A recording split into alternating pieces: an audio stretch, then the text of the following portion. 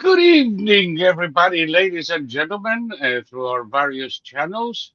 And let's get on with the show. Zandeh Badiradi Assad. Long live a free Iran. For decades, we have waited to hear this from the streets of Iran as the barbaric Islamic regime releases its death rattle. European socialists and American Democrats, complicit since the first moments in this travesti, are now rushing to congratulate themselves for the demise of a regime they helped create, nurtured, and protected for over 4 decades and did nothing to end. From Ursula von der Leyen to Macron, the Clintons to the Obamas and Bidens, all the useless rats who financed, protected, and empowered a band of retarded troglodytes out of a medieval nightmare to line their pockets and promote their imaginary virtue over the corpses of hundreds of thousands of Iranians and people around the world, including thousands of American soldiers, without regret. It's over. It took President Trump less than a year to end this calamity. Some may claim my festive mood is premature, that fighting is ongoing and the regime is still in place. Well, sort of. It's not. The regime is an unburied cadaver, and the only question remaining is how many will die as they are deposed and immediately after. The regime has fallen. They just didn't get the memo yet.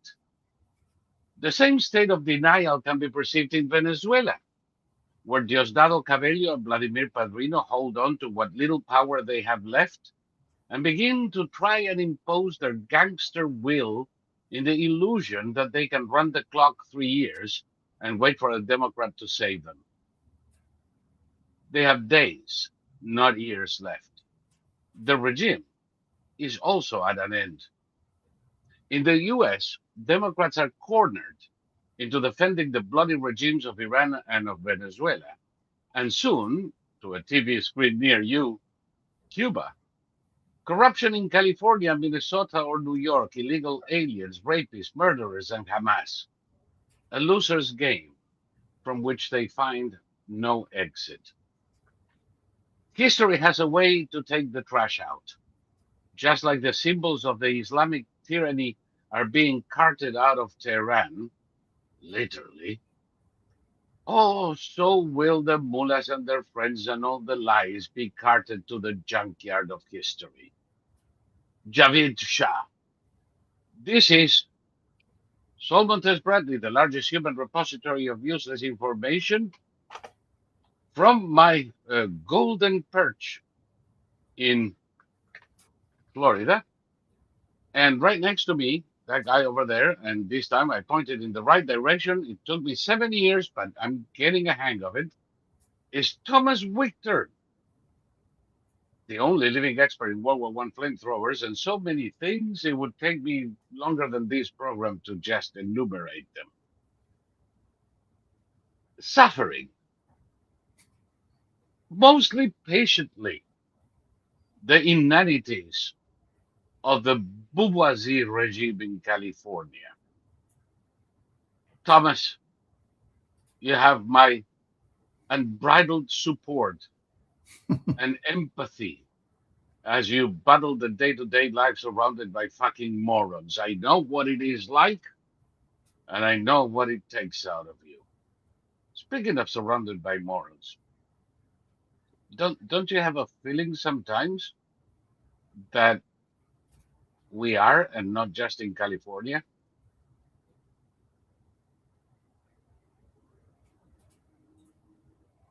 Did I confuse you? We are we are, Surrounded by morons. yeah, and it's pretty funny seeing Iranians, I mean, essentially unarmed, taking back their country, willing to pay the price, with their lives. A lot of them. We don't Many know. will. We don't know how many have died. it's certainly not in the thousands yet, but it's definitely in the hundreds. Oh yes. Um, and Trump just said that help is on the way, and he means military help. We're gonna destroy the IRGC, and um, but it's funny to see that. And then here in California, they're voting for more punishment, like all the time. They're in lieu. There he goes. They're in love with the governor, as in romantically in love with the governor. They're in love romantically with the mayor of Los Angeles, and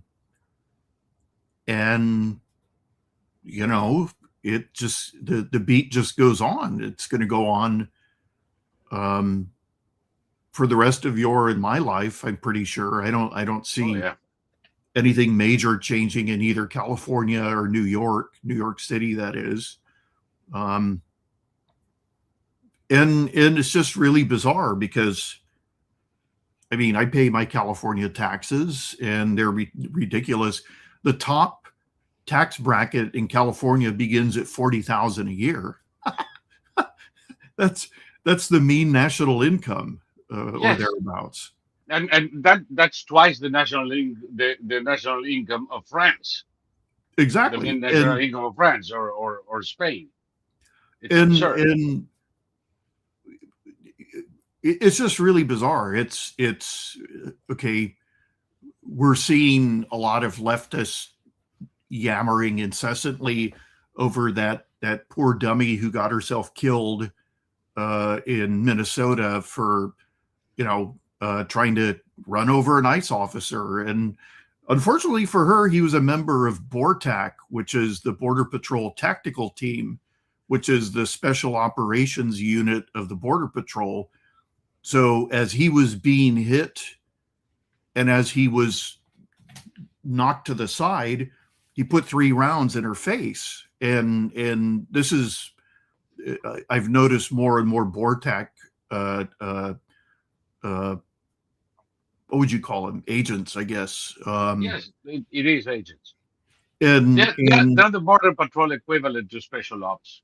exactly. And I think it was BORTAC that killed the gunman in the Uvalde school because the local cops, all Democrats, refused to go in and face an AR-15, which they said had the power of a thermonuclear weapon. And Imagine that. eventually BORTAC went in and killed the guy because that's what they do. And you know, we're seeing all sorts of nonsense being put out there. But Minnesotans are fighting to defend foreigners who are robbing them blind. Well, it's true. It's foreigners robbing them blind, but they're doing it in cahoots with the governor. With the governor, yeah. No, the governor's in trouble. The mayor's in trouble. They're all bought off. They're all making money from this. Yeah. And before we went on the air, I was just on X, and there was some trending crowd forces ICE agents to retreat.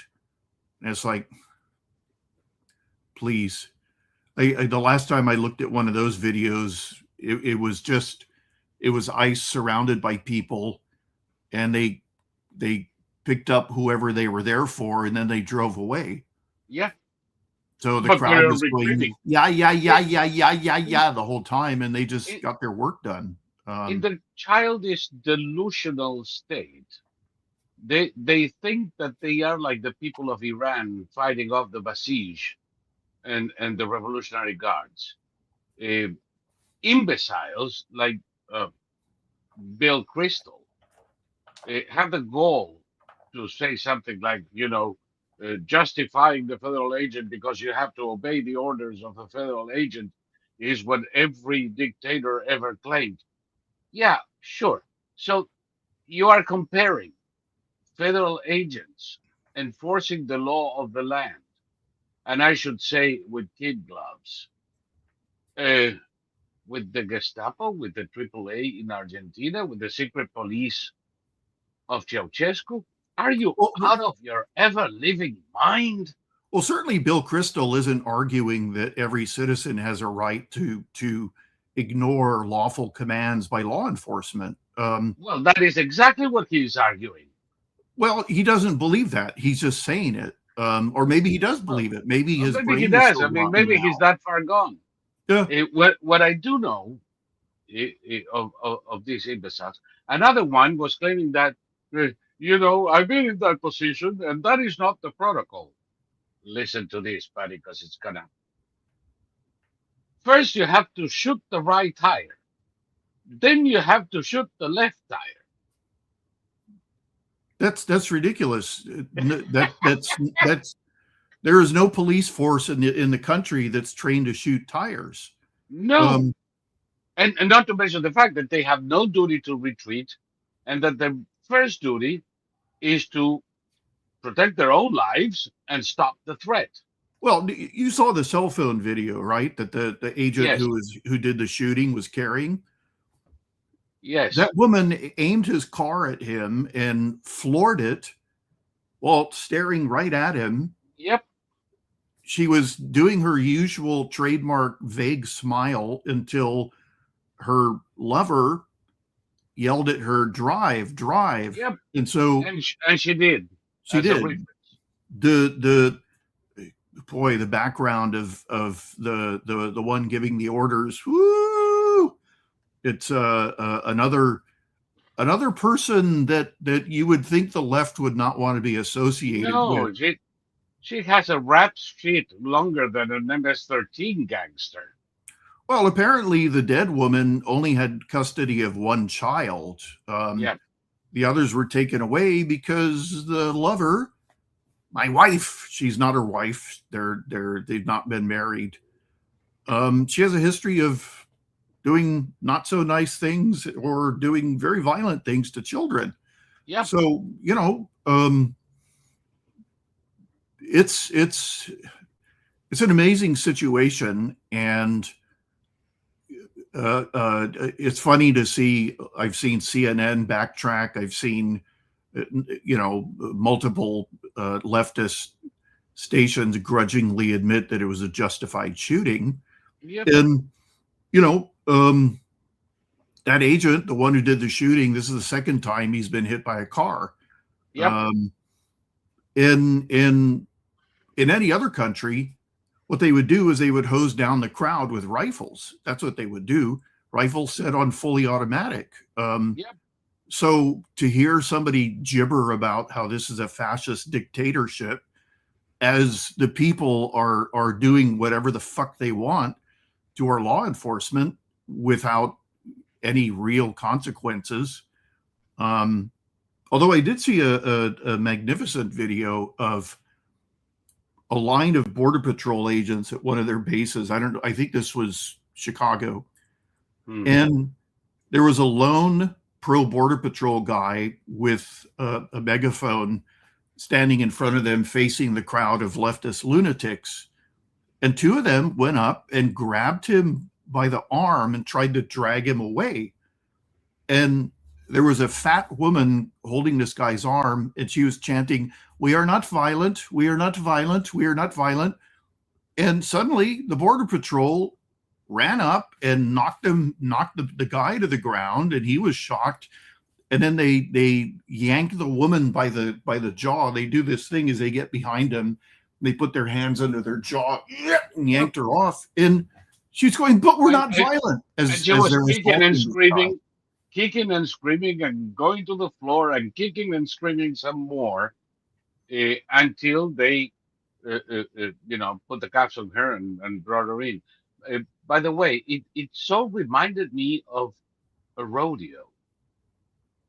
These people are cowboys, man. They can put a fat cow on the ground and tie her up faster than a rodeo champ. I saw a great video where some guy threw something at the Border Patrol, and then he took off, and suddenly here comes this 6'8" cheetah who's eating up like 10 feet with every stride, and he hits the guy and throws him to the pavement, and his pants and underwear will fall off. So here he is with his giant bare ass up in the air, and suddenly they're surrounded by border patrol, and they've got their pepper ball, and they've got a new it's a 40 millimeter, and I think it fires. I've seen them fire this at point blank range into people's faces, and I think it It fires goes like a cloud. it's a compacted amount of. I think it must use air pressure or something. Yeah. I don't think there's an actual munition that's firing, because I've seen them literally stick this thing right up in someone's face and fire it. But they surround him, and then they just start shoving people back. And I'm amazed how strong these border patrol guys are, that they can, with a one-arm shove, they can knock people off their feet, and their feet go flying in the air as they hit the ground. Well, not to diminish the capacity of the border patrol, but these fucking idiots confronting them. The most exercise they have done in their entire life is jacking off twice in a day. Yeah, no, it's these They're are. sofa barnacles. They spend their lives eating Cheetos in front of a TV, and all of a sudden they think they are, I don't know, Rosa Luxemburg or something, Well, have you and go noticed into these rants. the press is trying to fan the flames, but there are no flames to be fanned. There's no cities burning. The despite what the press is telling you, apparently these Minnesota protests are very poorly attended. They're very small.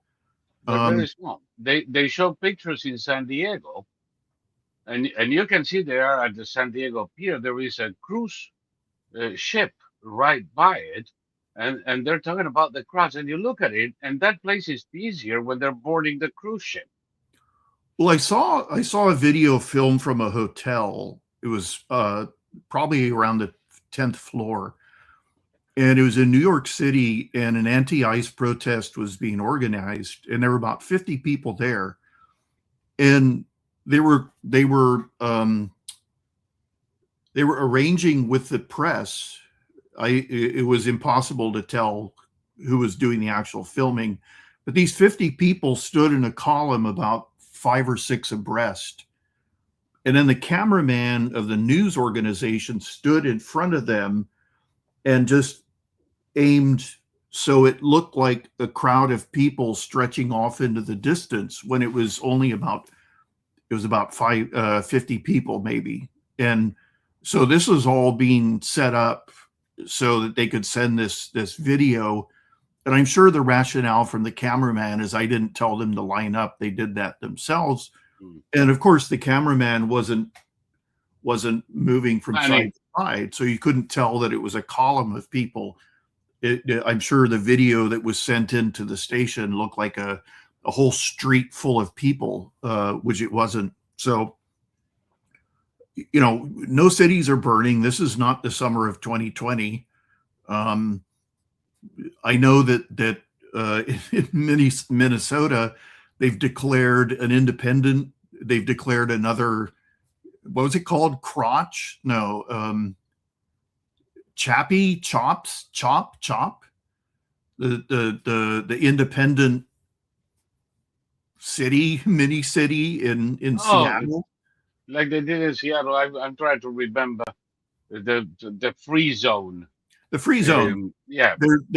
They've declared one in Minnesota. All the videos I've seen, looks like there's about 12 people there. And they say that they're setting up street barricades to protect the city. They're barricading the cities with. I hope they stay there to the end of the winter. Well, you should see their barricades. It's like a couple of chairs from an elementary school, like a dumpster on wheels that you can just kind of shove out of the way. That's what they think. Somebody is complaining on the chat that the wife that was never married the one that used to put out cigarettes on kids, got 1.5 million on GoFundMe. No, actually, she didn't. GoFundMe suspended the whole thing as information came out and it was reported. And that money is being held, and it will actually be either returned to the um, donors or held for the kid. But that bitch ain't touching a dime. So no need to get too outraged about it. Well, even if she got a million or two, $10 million, I mean, who gives a shit? It's a free country. If these morons want to part with their money to give it to a felon who burns kids for fun, that's their business, isn't it? Well,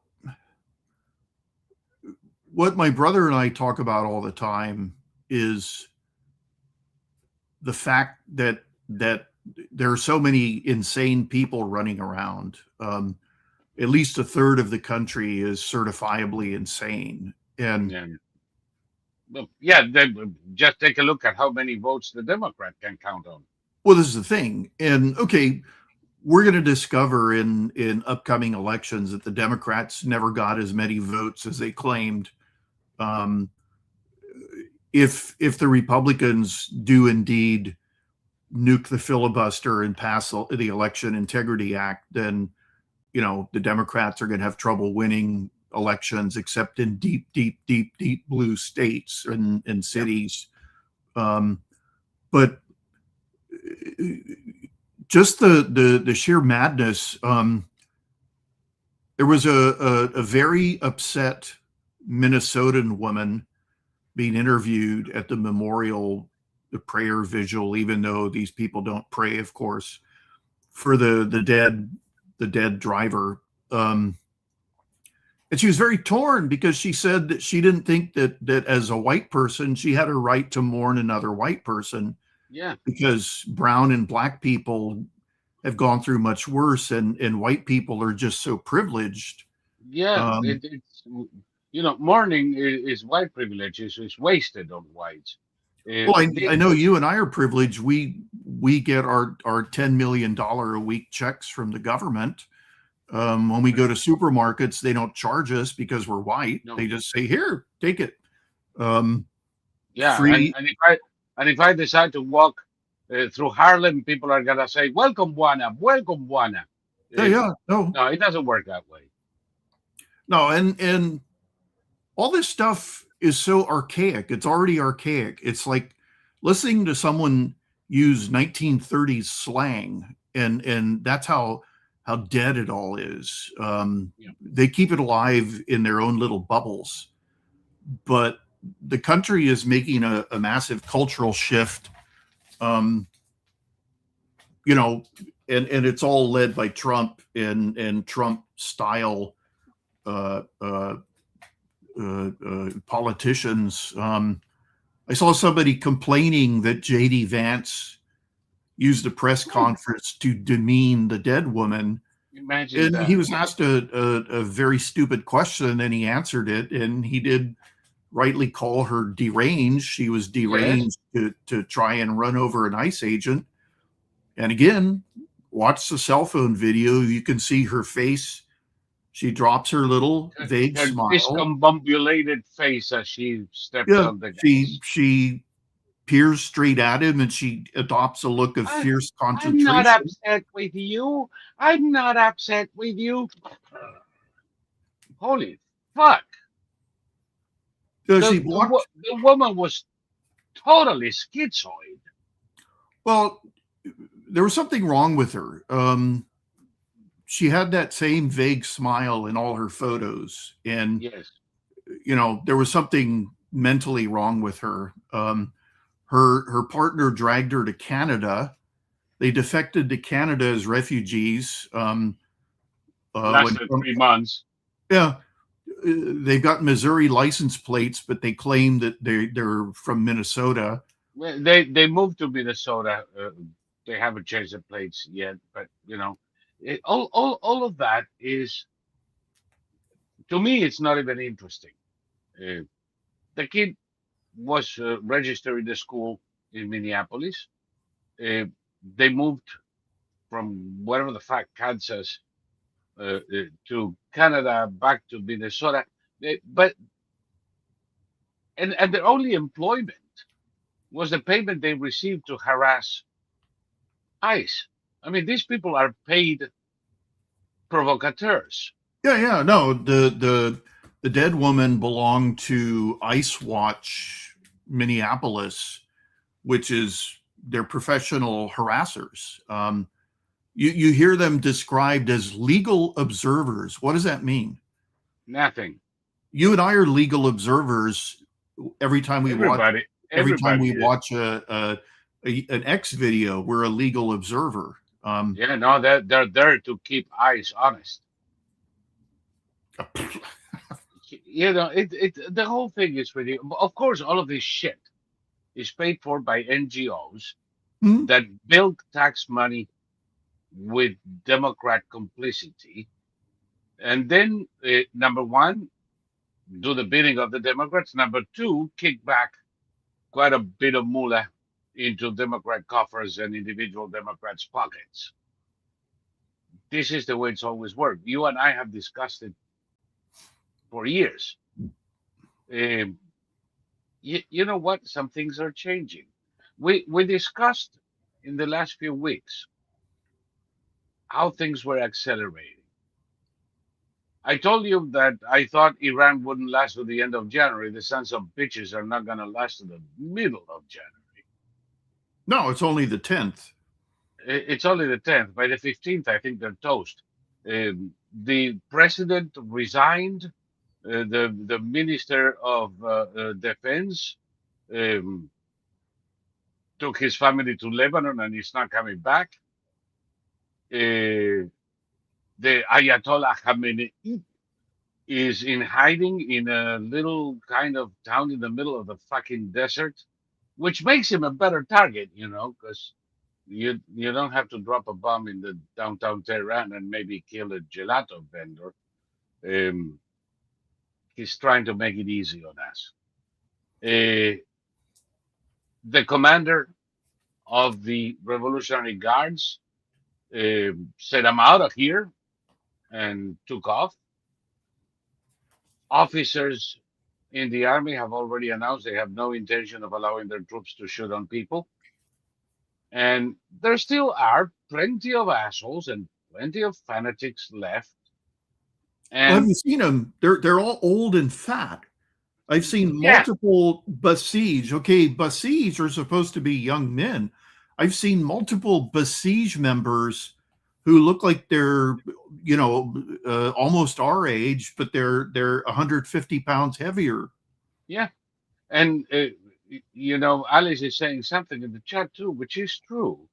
The Democrats, even the Democrats, are abandoning Hamas. All of a sudden, Alexandria Ocasio Cortez is flabbergasted that there are people cheering for Hamas in Kew Gardens. Yeah, And okay. and that is intolerable. It's anti-Semitism. No fucking shit. Really? Well, What see, took you so long? well, all these fuckers know which way the wind is blowing, Oh yeah. and They're trying and to put distance between them and Hamas faster than the Roadrunner.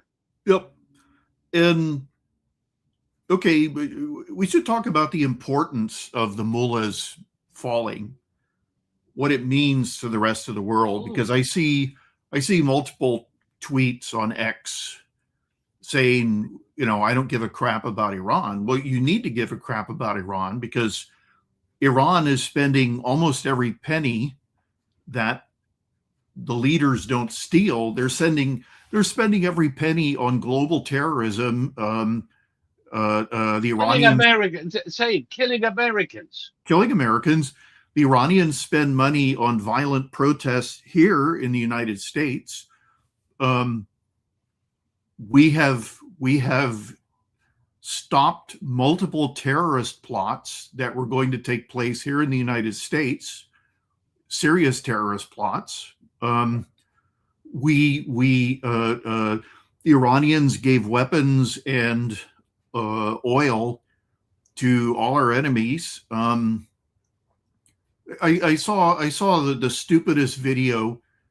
If you don't believe me, then listen to this Israeli historian.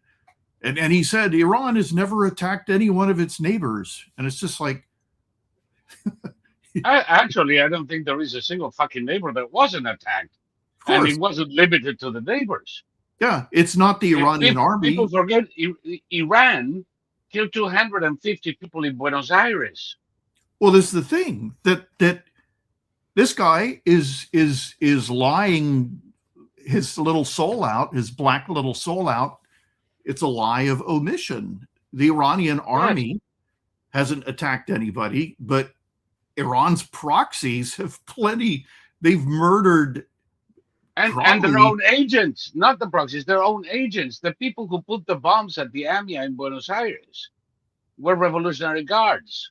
yes, and the plots we've stopped in this country were directly connected to the Revolutionary Guard Corps. Yes, So and the same thing when they bomb Printemps in Paris, and the same, and sometimes they pay somebody else to do it. But you know, you said the purpose of this exercise is how it's going to affect the world. Islamic Jihad, it's going to come to an end. yep. Islamic terrorism, that particularly nasty blend of leftism, religious fanaticism, and Islam, it's going to wither and disappear because these assholes, if originally the Soviets with the PLO, but since 1979, these assholes have been behind out of 10 terrorist attacks around the world. Mm-hmm. And that's going bye bye. The Lebanese army is taking weapons from Hezbollah, finally. It's like, the king is dead. Fuck him. Give me your weapons.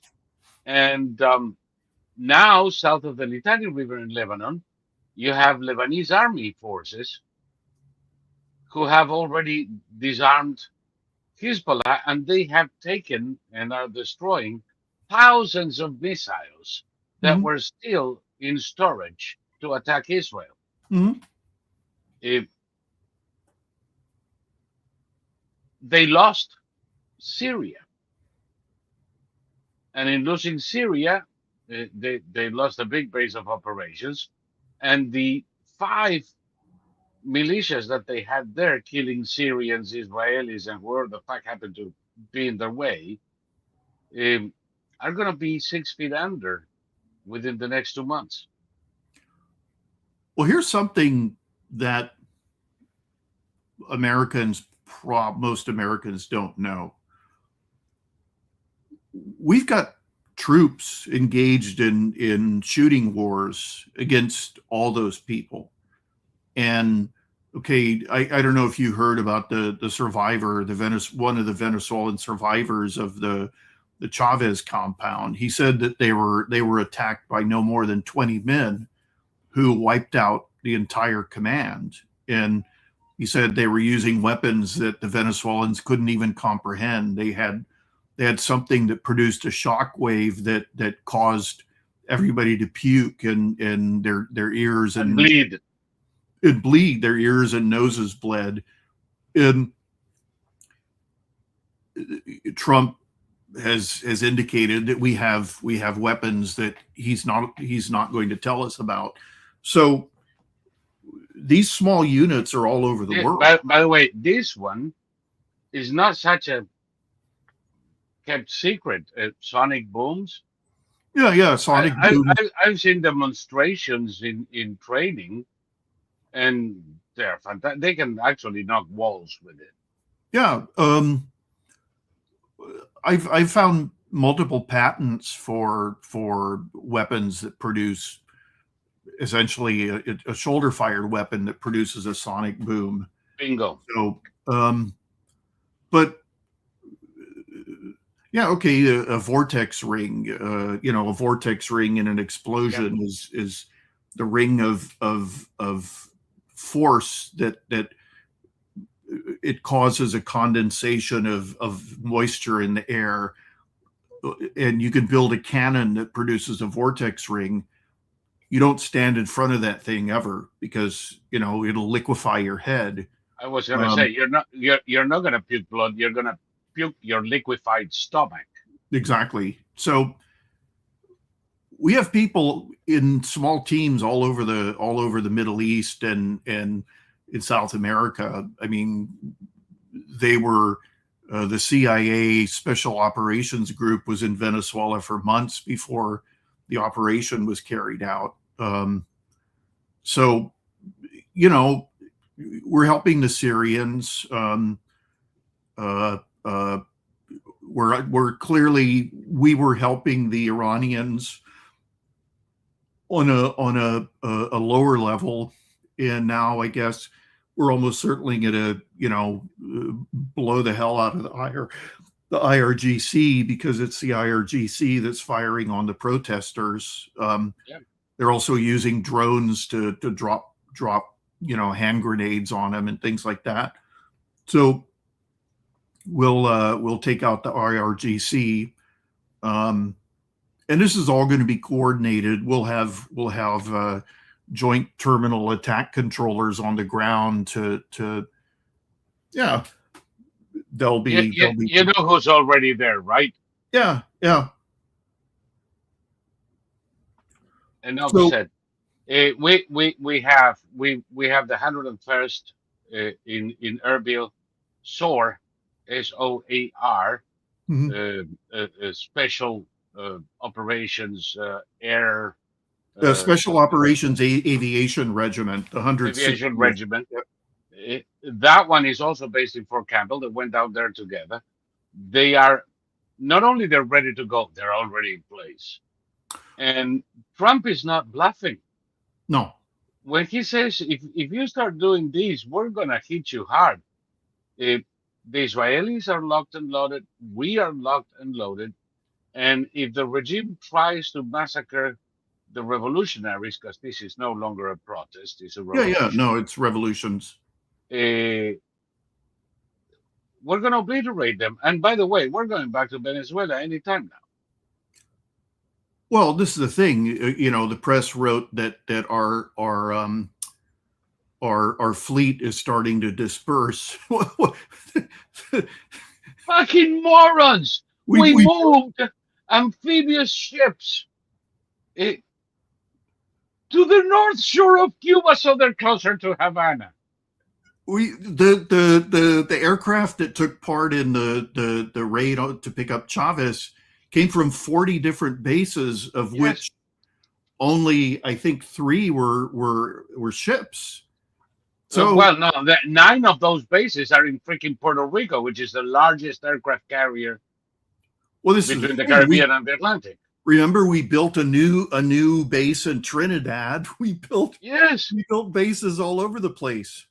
We have bases in Grenada too. It's like, but even then, we moved a couple of ships. Well, actually a little bit more, but comparatively speaking, to the north side of Cuba. We placed them roughly around the Straits of Florida, and immediately Diaz-Canel, the fucking buffoon, that's Raul Castro's tool, pretending to be president of Cuba, it comes out very thoughtful, not combative as it was a week ago, but very thoughtful, very contrite, asking the minions in the assembly of the popular power, la Asamblea del Poder Popular, which is like their parliament, to say that we need to do some soul searching.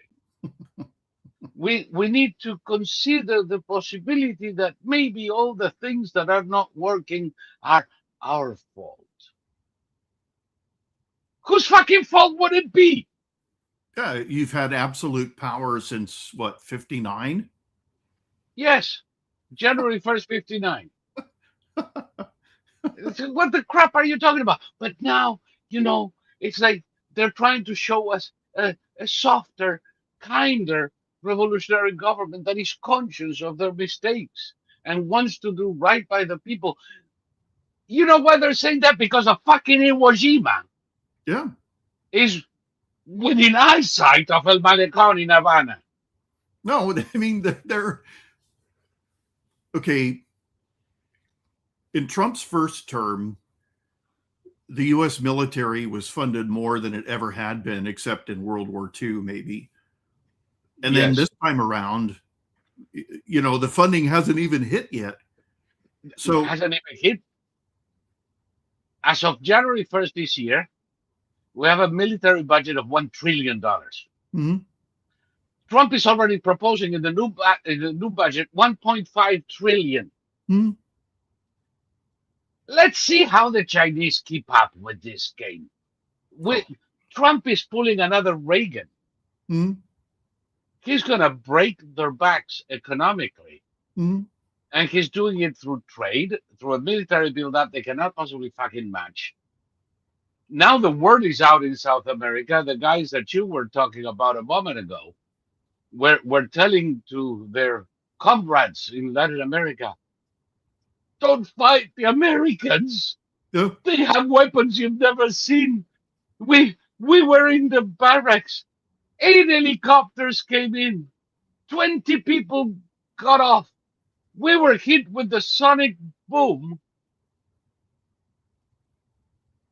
and they killed 300 of us in 3 minutes. And we mhm, didn't have time to react. mhm, These people are not human. mhm, Okay, good. I hope that, for instance, the morons in Honduras, up Nicaragua, mhm. is on its knees, hat in hand, trying to make amends. Nicaragua. Well, after we invaded Iraq in 2003, Gaddafi said, I've got a confession to make. Yeah.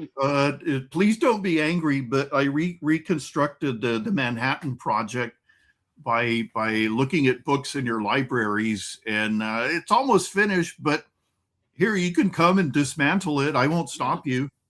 And these are the guys in Pakistan, and these are the guys in Korea who sold me Yep. shit he gave everybody up. Yep. Okay? But now Nicaragua is already, like Cuba, having a moment of self-reflection. The one who didn't get it yet is Xiomara Castro, Mm-hmm. the communist president of Honduras, who Mm-hmm. just lost an election big time. Her party got less than 20% of the vote. And she said she was going to abide by the Electoral Commission decision. The Electoral Commission named Asfura as the president-elect of Honduras. And now she's calling for a new commission to audit the results and call for a new election.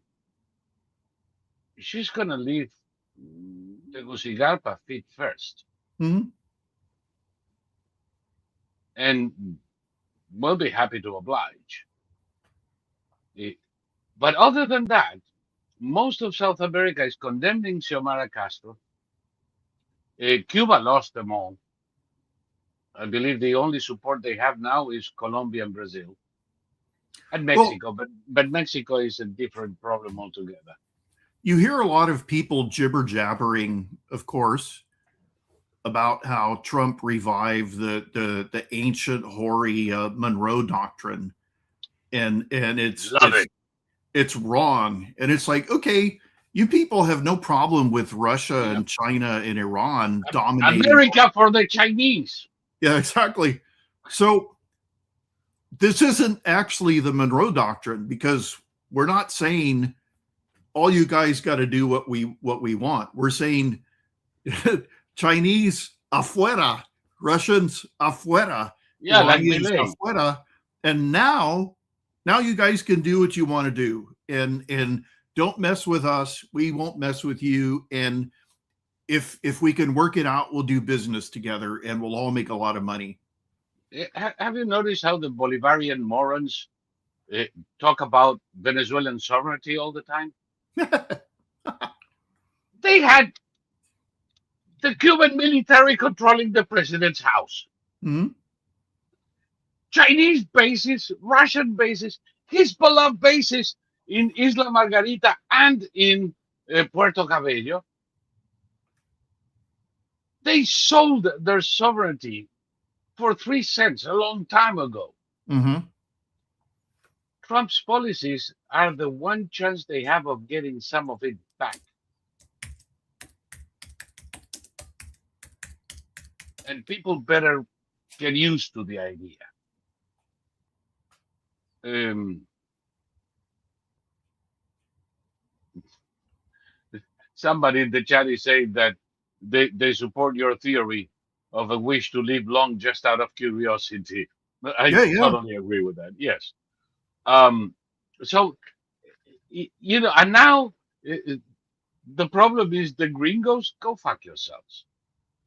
Okay, China, China was buying nearly the entire production of oil from Venezuela. And they were buying it at a 50% discount from market prices and paying in yuan, which are totally fucking useless unless you want to buy substandard umbrellas from China. well, that Scottish idiot George Galloway, he Oh said God, that what a missile. he said that um, obviously the Americans did not go up against Cuban special operators because if they had, they would have lost. And They're all dead. I'm looking here at a photo of the Black Wasps, who are Yeah. Cuban's prime special operations unit. Numero uno. It looks like these guys are wearing three different kinds of uniforms. One is based on the French uniform. Two are based on the British uniform, and another one is some kind of African thing. Yeah, from the time they were in Angola. Oh, okay. I didn't even think of that.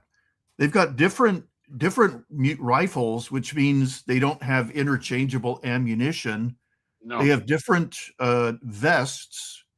Everybody's got his own vest, and I know that people would claim, oh, well, they choose what they want. Yeah, but again, if no, you're they grab using what they can.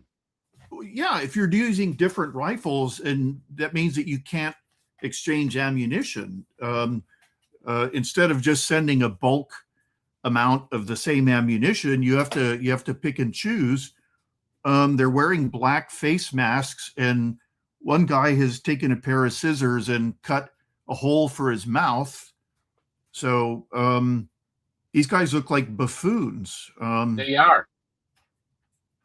They are. The commander of this particular group of Uh-huh. black wasps Yes.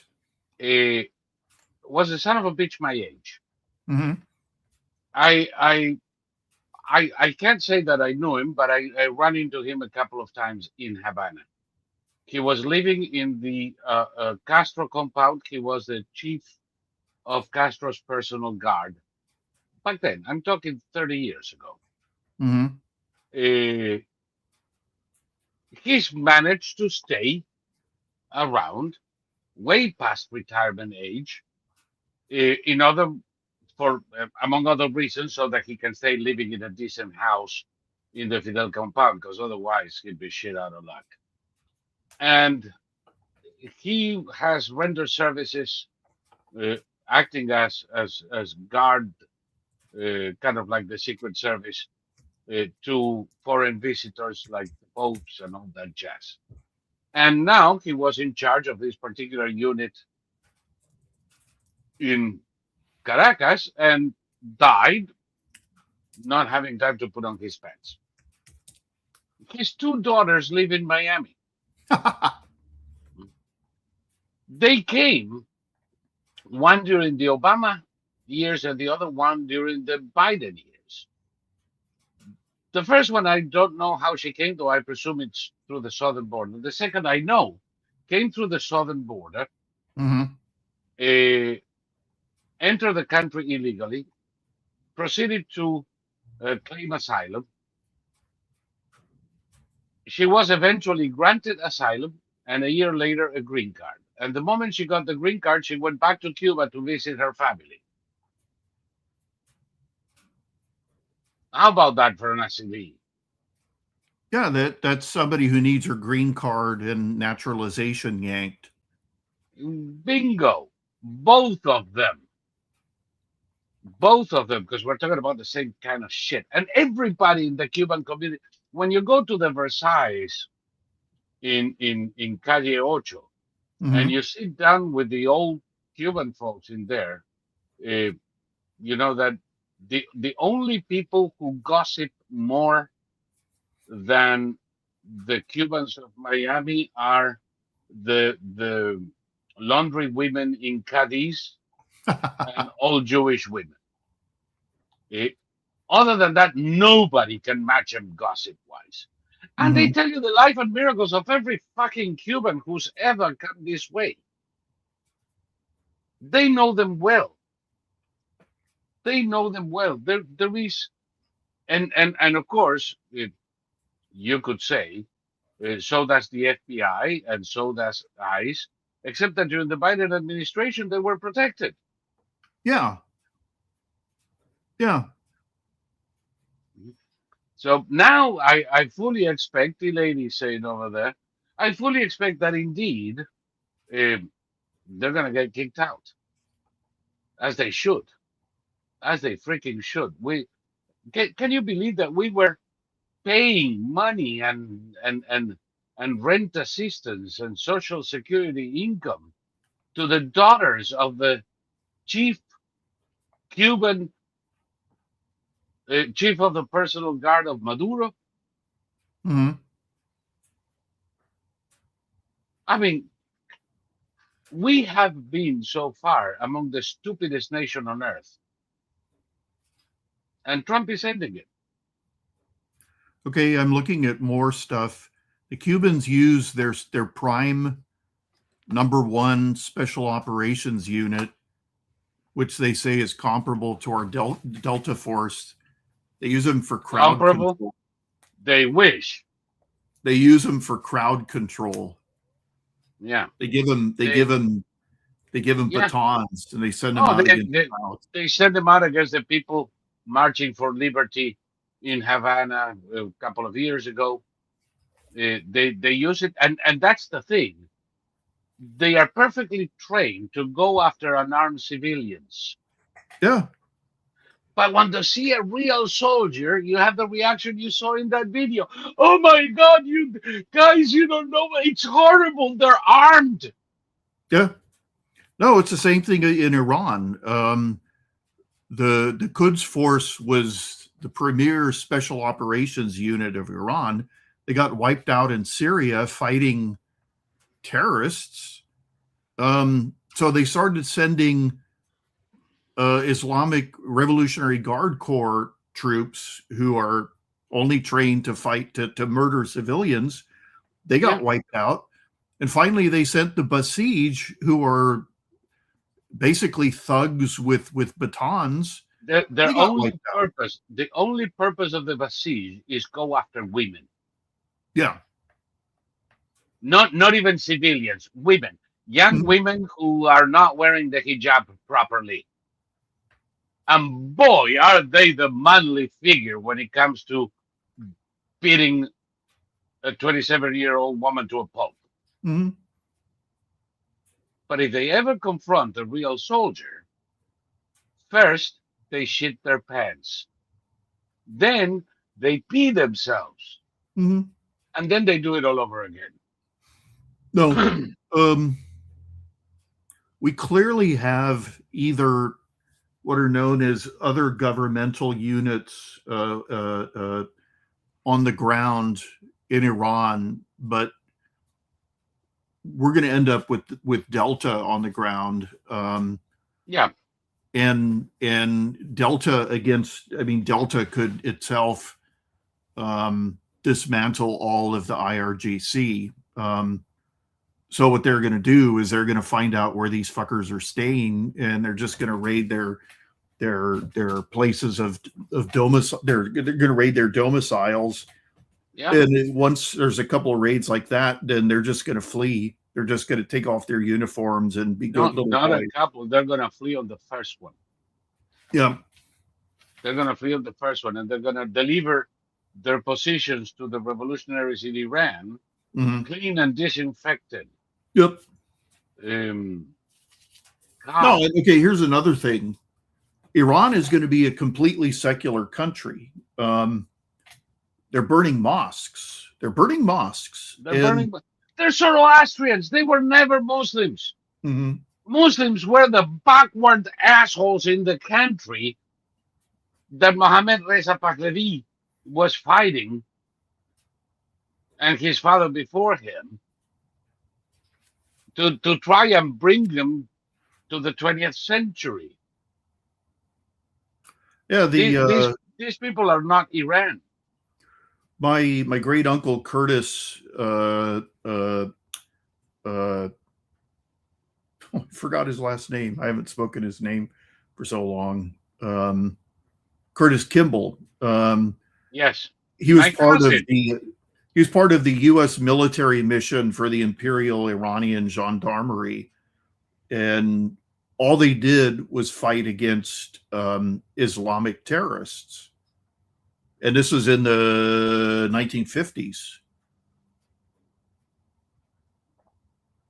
Yeah, yeah, I remember discussing this with you when I found out that Curtis was my eighth cousin. Mm-hmm. Yeah. we, I knew we were gonna end up being related. Um, Bobby Time Blues here is saying, meanwhile, assholes like Jeffrey Sachs and Mersheimer still spreading their bullcrap. The first time I knew of Jeffrey Sachs, he was a young little shit advising the Bolivian government on economics, and he managed to destroy whatever was left of the Bolivian economy in less than a year. Jeffrey Sachs is known throughout South America as a little asshole that can destroy an economy faster than you can say, oh shit. He's a moron, he's a cretin. He's a shithead that puts his ideology ahead of any kind of information from the real world. He's been wrong more often than Kramer. I mean, if you think like the reverse Kramer portfolio can make you money, the reverse Sachs portfolio will make you a billionaire. And the other one is Mersheimer. Mersheimer is an imbecile, a cretin, who can only pass for an intellectual or a scholar in our debased universities that, let's say, foment revolution and DEI over science and knowledge. He came up with a theory, a kind of variation on objectivism that is essentially bullshit. I would put his theory just right next to phrenology in the list of sciences. And he's also a fucking imbecile, has been consistently wrong on everything. This is the guy who was telling us that Ukraine would fall within a week. Mm-hmm. I'm still waiting.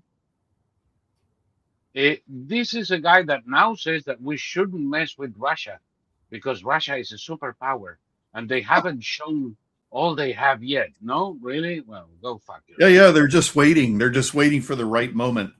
Right, and curiously enough, that is Putin's line, who comes out on TV wearing olive greens. I mean, there are ridiculous things in this world, but Putin wearing a spanking brand fucking new olive green fatigue to address the people of Russia that if Ukraine doesn't accept our demands, we're gonna have to really, really, really make war on them. So, so, They've so been you reduced you to you lost a cavalry million. charges. You lost 1.5 million people just fainting. Yeah, yeah. No, this is another thing that I don't get. What are the Russians waiting for? What are they? What are they keeping? Why are Godot. they keeping their best troops and weapons in reserve? They're waiting for Godot. I mean, Eh, You have to imagine Putin in his green fatigues sitting on a park bench waiting for Godot.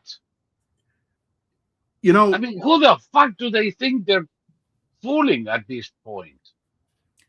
see, this is the thing. Okay, the press made a big deal. The Russians hit Ukraine with another one of their MIRVs, their multiple reentry vehicle. I think it had 6 The warheads. Oleshnik, yeah, the Oleshnik has 6 warheads. Yeah, and okay, the claim is that he's sending a message the next time it's going to be nukes or whatever. You and I have pointed out that Russia's never going to use nukes on Ukraine because that means Or Russia anybody else. or anybody else, because that means Russia ceases to exist about half an hour later. Yeah. But I read something. The press was always talking about the very, very scary Russian tsunami bomb that they were going to set off close to the UK, and they were going to drown the UK. Yes. They're going to drown the UK. And if they do another one around Ascension Island, they're going to flood the planes from New York to Colorado. Yeah. And what I didn't know, because when I first heard of it, I just went, yeah, okay. We actually studied that possibility in the 1950s, and we abandoned it before we did any testing on it because it'll never work. It can't work. You cannot create a big enough explosion to make a tsunami. No.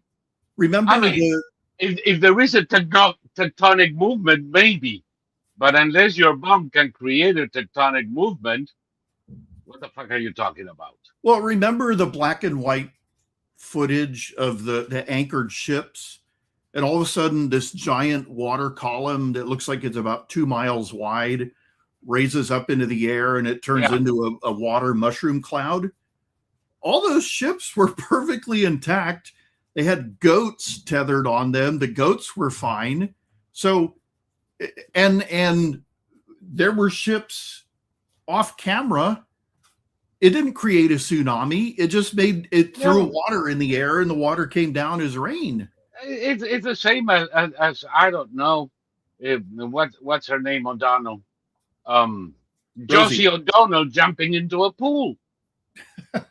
Yeah, I mean, okay, Rosie couldn't make a tsunami because she can't direct the wave. And the Russians can't make a tsunami because she can make a splash. She can make a splash. Yeah. Zapato says here, so Mersheimer is another one who is often wrong, but never in doubt. No, my friend. He is never in doubt, but he's not often wrong. He's always wrong. I'll make $100 bet to any of you if you can show me one instance in which Mersheimer was actually right. Well, it's really funny. You talk about that. People who they're always wrong, but they just keep plowing ahead. I saw a pretty amazing piece of video where this blonde masked woman was chewing out this ICE agent, asking him how he felt about the idiot woman getting shot in Minnesota. And he said, I feel fine. And he said, I'd like to point out that before the camera turned on, you and I were having a perfectly polite, respectful conversation. Then the camera turned on and suddenly you changed. And she said, yeah, you caught me out there. I react that way to cameras. And he said, well, this might be something you need to think about. And she agreed that it was something she needed to think about. But you go from having a perfectly respectful conversation with someone and someone aims a camera at you and then you become a banshee. And it's the same thing that if Mearsheimer if he wasn't appearing on shows and he didn't have cameras on him, he would be a different person. I don't know. It's very no. I do think he's a complete idiot. I've seen what he wrote before anybody saw him, and he is a complete moron. Mhm. And what passes for political theory in him is a hodgepodge of third-rate bullshit that I wouldn't accept from my children. It's really childish and stupid. Mhm. But you know, uh, such is what passes for scholarship in some American universities. Um, Things like this bother me. Stacy here tells us, data Republican. I have nothing against data Republican. It says and here comes the thing: the epistemic loop has been broken because of free speech on X and the globalists' inability to control the narrative nationwide. You gotta be fucking kidding. First of all, anybody who in normal speech uses epistemic loop is a moron. Second, it's not just X, and X is not such a paradigm of free speech either. Not yet, at any rate, if it will ever be. Um, but on the other hand, I understand her bringing water to her own mill. She knows who butters her bread. Um, the epistemic loop. You gotta be fucking kidding. Okay, this article here is talking about epistemic closure.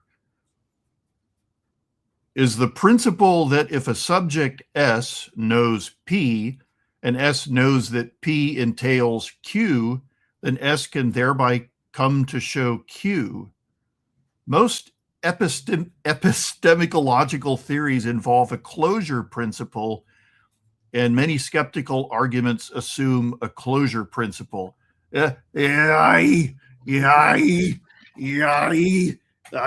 Well, head hurt. Oh no, head hurt.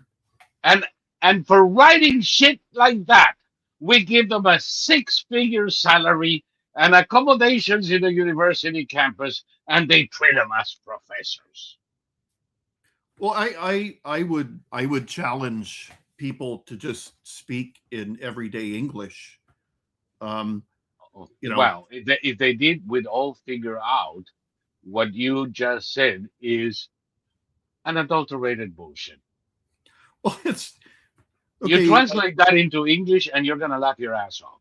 I'm serious. I watch a young guy who's a movie reviewer, and he's a philosopher as well. And he goes into the philosophical ramifications of films. And most of what he says is literally just word salad. Yes, And you it know, has to be. okay, Socrates was a very plain spoken man. He was completely understandable. I read Socrates. I read No, you Plato. did. No, you didn't. You read Plato. Yeah, yeah, Yeah, yeah. So not, not Socrates. All we know about Socrates, we know through the writings of Plato. Plato, yeah. But the unexamined life is not worth living. Okay, that's very easy to understand. Um, you may agree or disagree, whatever, but Hmm. it's totally easy to understand. And what I just read you there, I would have to read it several times to fully understand what Yeah, it's trying to say. And you can impress people by yeah. Because most people figure if they don't understand shit of what you're saying, you must be very intelligent. well, also you don't want to raise your hand and say, I have no idea what you're talking about. Right. Try it again. No, no, no. It's this gibberish of the pseudo cultured ignoramus. By the way, it's perfect if you throw a couple of Latin words in there. Yeah, Now yeah, that makes it yeah. perfect. And there was a humorous story written by Francisco de Quevedo y Villegas in the 1500s in Spain. He's one of the glories of Spanish literature, and he was excommunicated 4 times. Um, the Vatican at the time not quite appreciating the nuances of his satirical stories. And there is a book of his, The Virtues and uh, Vicissitudes of the Asshole, where he spends a few pages writing about the good things that the asshole offers to mankind, and how we mistreat it and punish it for the crimes of others. In that book, there is a little tract called La Culta Latin Parla. The educated, the intellectual Latin slang.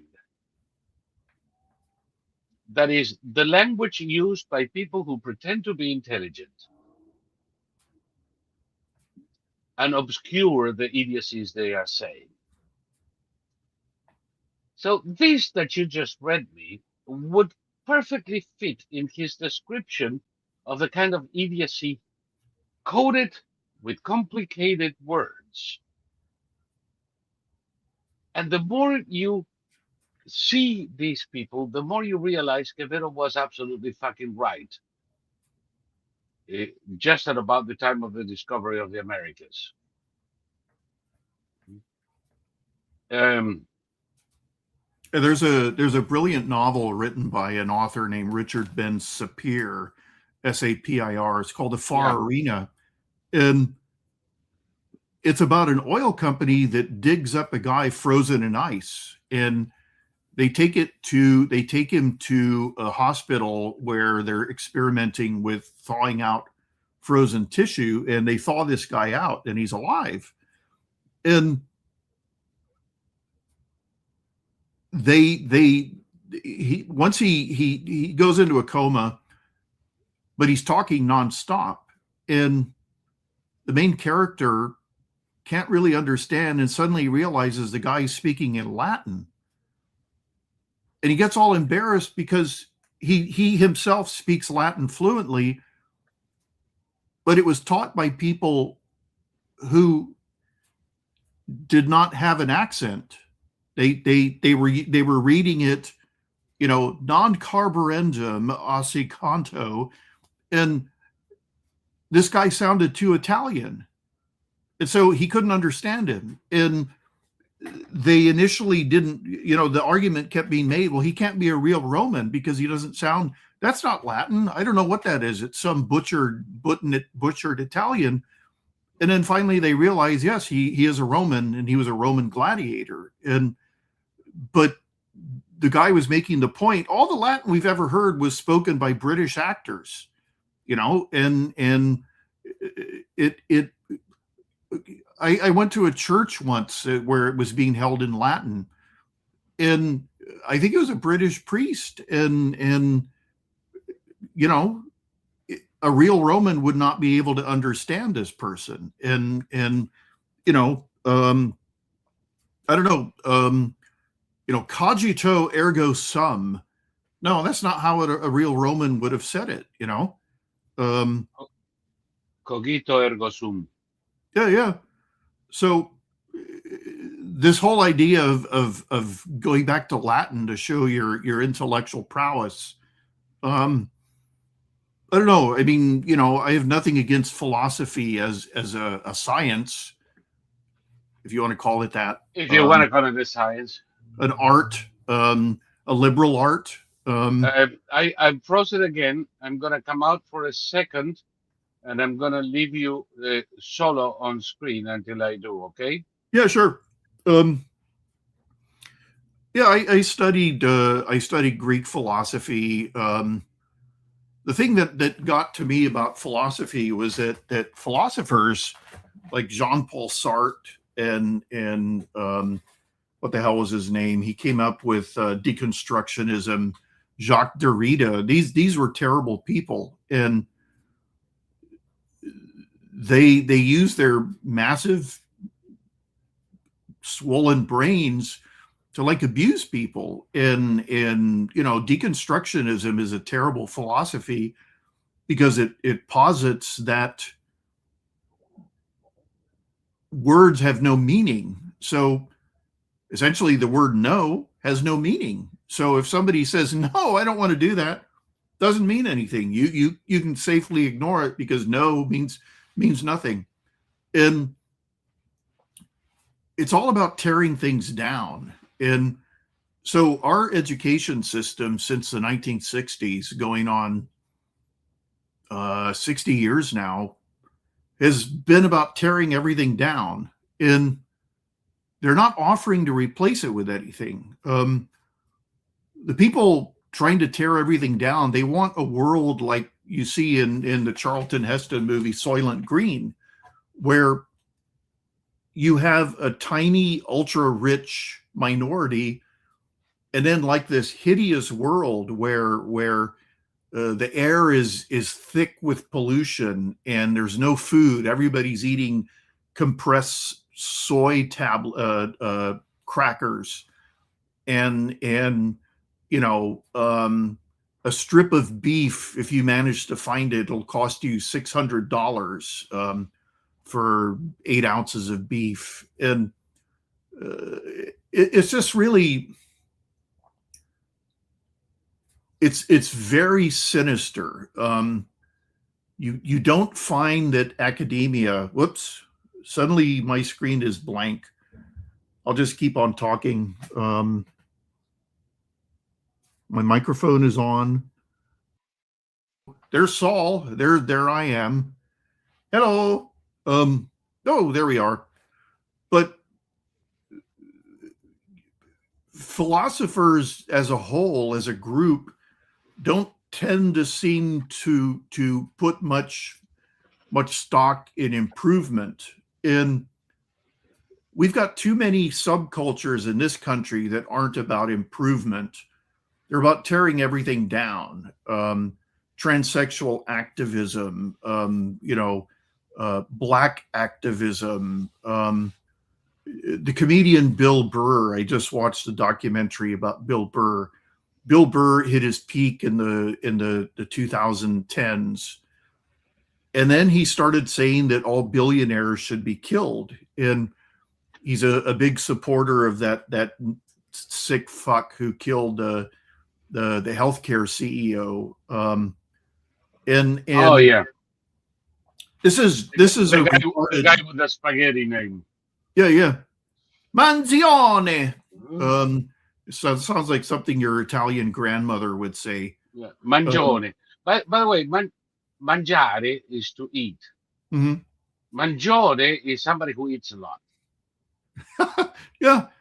Just saying. No, and what a stupid thing. All billionaires should be killed. Okay, this is something that either a very poor guy or a very rich guy who hates billionaires because he himself is not yet a billionaire, would say. And without billionaires, the world goes back to the Stone Ages. I mean, we need billionaires. We need Elon Musk. We need Donald Trump. We need people like this. We need the. By the way, I am convinced that we need the idea of them. That if we didn't have them, we would have to invent them. Of That course. it is one of the main drivers in societies like ours, where people, and this is something that happened for most of our history, where people's desire to emulate success, work to be successful, and oftentimes they are. Yeah. It's not a guarantee of outcome, by the way, but it is perfectly legitimate. Well, If think you about. know, if you know that no matter how much you work, no matter how inventive or creative you are, no matter what you produce of value for everybody else, you're still going to be in the same hovel eating the same gruel. you're not gonna do it. You're gonna sit down in the sofa, eat Cheetos, and never do anything positive. The only thing that makes people get out of their comfort zones and try, and that is what eventually leads to new inventions, to new creations, to better production systems, is the possibility that they might hit the jackpot. Yeah, I told you when I bought a car in 2010, maybe. It was a Toyota, and the salesman was a Nigerian immigrant.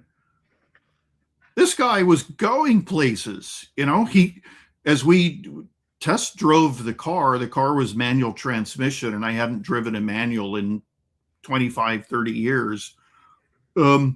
So, he rode along with me, and we were just chatting as I was trying to remember how to drive a manual. This guy he had plans like you wouldn't believe. He was perfectly happy doing what he was doing, but he was planning out. He was young. He was maybe 23 or 4. And, he got down on his knees every night and thank God that he was now an American, because the sky was the limit. And, those are the type of Americans we need. We don't need these hideous, weird, distorted Minnesotan activists who are being paid by shadowy figures to tear things down. We don't need that. We don't need Newsoms. We don't need what? We don't need Newsom. No, we definitely don't need Newsom. Because what you're talking about billionaires, and I'm just reminded that Sergey Brin and the other founder of Google just went boop and got the fuck out of California. Yeah, because they're trying to pass a wealth tax and an exit tax. Worse, the wealth tax they claim is 5%, it's 1% per year. But the problem is that in their case, for instance, where they have preferred shares with 10 votes, and it represents 3%, the shares that they have represent 3% of the outstanding shares of Google. But in the law as written, because they have preferred shares with more voting power, their control of the company is whatever they hold multiplied by their voting power. Mm-hmm. So that the 3% times 10 is 30%. Yep. And they tax them on the value of Google. Mm-hmm. Now, if they have to pay in taxes 30% of the value of Google, a company valued at over $1 trillion, that's all their assets and then some. Well, the wealth tax, the California wealth tax, taxes people every year over and over and over and over again on the same possessions. Yes. And I would not be surprised if that was found to be unconstitutional. Well, no, it is, and I'm sure it will be declared so. But never mind. I mean, these people really think. By the way, no, these people claim that by making every billionaire poor, they're going to improve the lot of the poor. No, because the poor are going to remain poor. It's the illegals who. And Newsom is going to be richer, and his wife. Yeah, well, Newsom will be richer. His wife will be richer. Some preferred group of foreigners, like the Somalis, will be richer. You are not going to get a dime. No, the average American, low income family, they're going to be low income forever. And it's. But again, this is all the voters. The voters are these weirdos that assault somebody in front of cops and say, "I'm peaceful. I'm peacefully assaulting this man." That's the mindset. That's the mindset. By the way, let me say something. Good evening, Vietnam. And I have changed this thing because our Vietnamese friend is in the U.S. now, legally, I might add. Very good. As befits a woman of her character. So welcome, Van Dien. You are an immigrant, not those assholes. By the way, a temporary immigrant, um, not those assholes out there. A pleasure to have you on this side of the Pacific, and looking forward to meeting you. Maybe in DC, we're gonna have Thomas. I don't think I told you, but we're trying to organize a conference Hmm. in DC at the Gold Institute for International Strategies building, the Homer building, and we're gonna make up a page in the institute's website that I will promote in our uh, uh, in our vehicles. We're gonna have a number of interesting people there, uh, kind of in lieu of the trip I wanted to make to Rome. Uh, this is more down to home, and maybe Van Dien can come and join us and meet some very, very, very interesting people while we do so. This is going to be organized between the Gold Institute and Quod Verum, Hmm. and people who buy their tickets to this, there will be tax deductible to the extent permitted by law. We have to say that all the time. Because, for instance, you're going to receive lunch and you cannot deduct the portion that goes to the lunch, for instance. So, but tax deductible contribution to the institute, and you can come. It's going to be March 16, and I hope to see a few of your faces there. I will put all the information in SQV and Twitter and all the jazz as it becomes available, and as we have a website where you can make your reservation already. How about that, huh? Very nice. And I don't want to say the names yet, but we're gonna have. And that's the reason we're doing it at the institute's place, because we're gonna have a lot of uh, uh, uh, interesting people, many known to quads, a few that probably are not, that are going to be there, and we're gonna have some serious discussions. Um, and they're all gonna be there uh, for the next conference of the institute on voting act. Ah, Okay, so get ready, because we worked on the national security strategy, we worked on the cybersecurity strategy. Now we're working on the uh, um, yeah, I have to call it the voting act, or how to make elections great again. okay. Um, and the same people are going to be, and these uh, mostly oriented toward quads, but open to anybody who wants to attend. Except that quads may have a discount on the ticket. I'm working with Ellie on that as we speak. Um, okay, that was it. That was my mini distraction. I think is great news that Van Dien, that has been participating in our shows from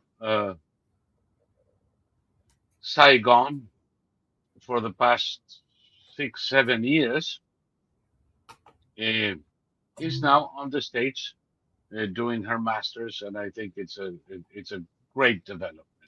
Very good.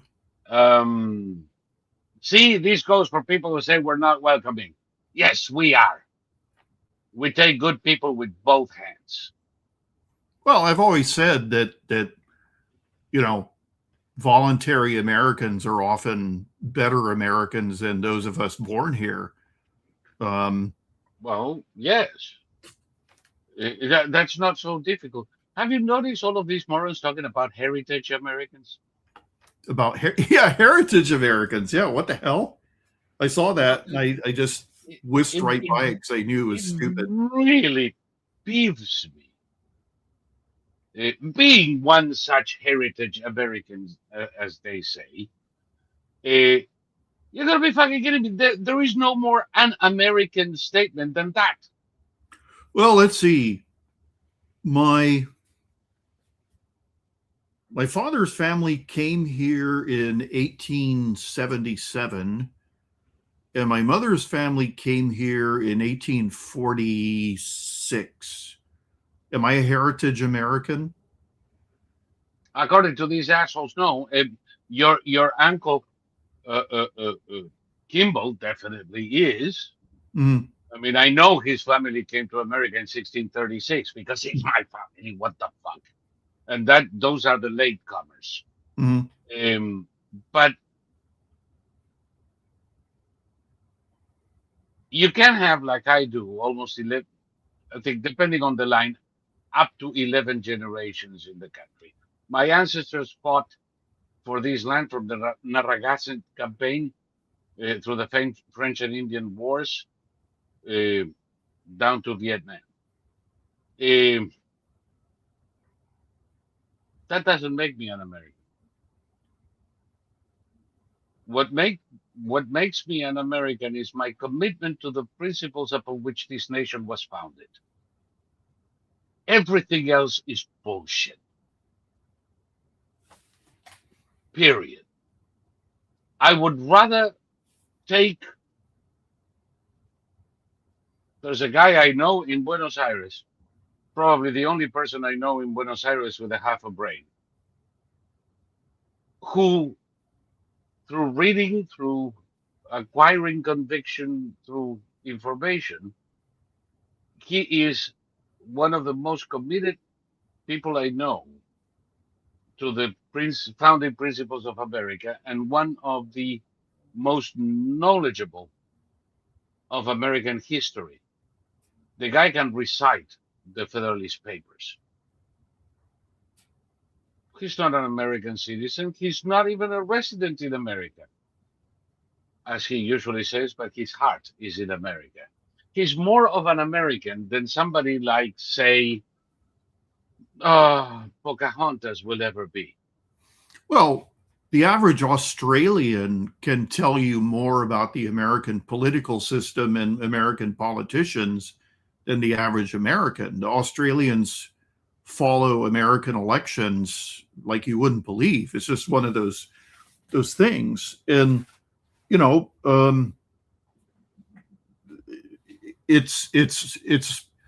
it's really amazing. You see these interviews on the street where leftists are interviewed and they spew out some speech, some slogans or whatever, and the second they're challenged, they either leave or they get violent. And Yes. you know, we're at this point now where that place that approach to politics is going the way of the dodo. And if the Democratic Party can be handed a series of humiliating defeats one after another, then that'll do a lot of good. Also, No, universally, we better open up the lunatic asylums. yeah, and there's no reason to do that. Okay, that's a perfect example. There's no reason not to do that. I meant to say.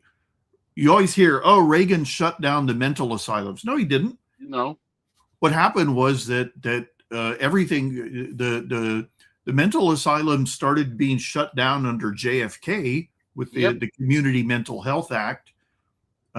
We were supposed to build community centers where the mentally ill would be treated as outpatients. They were never built.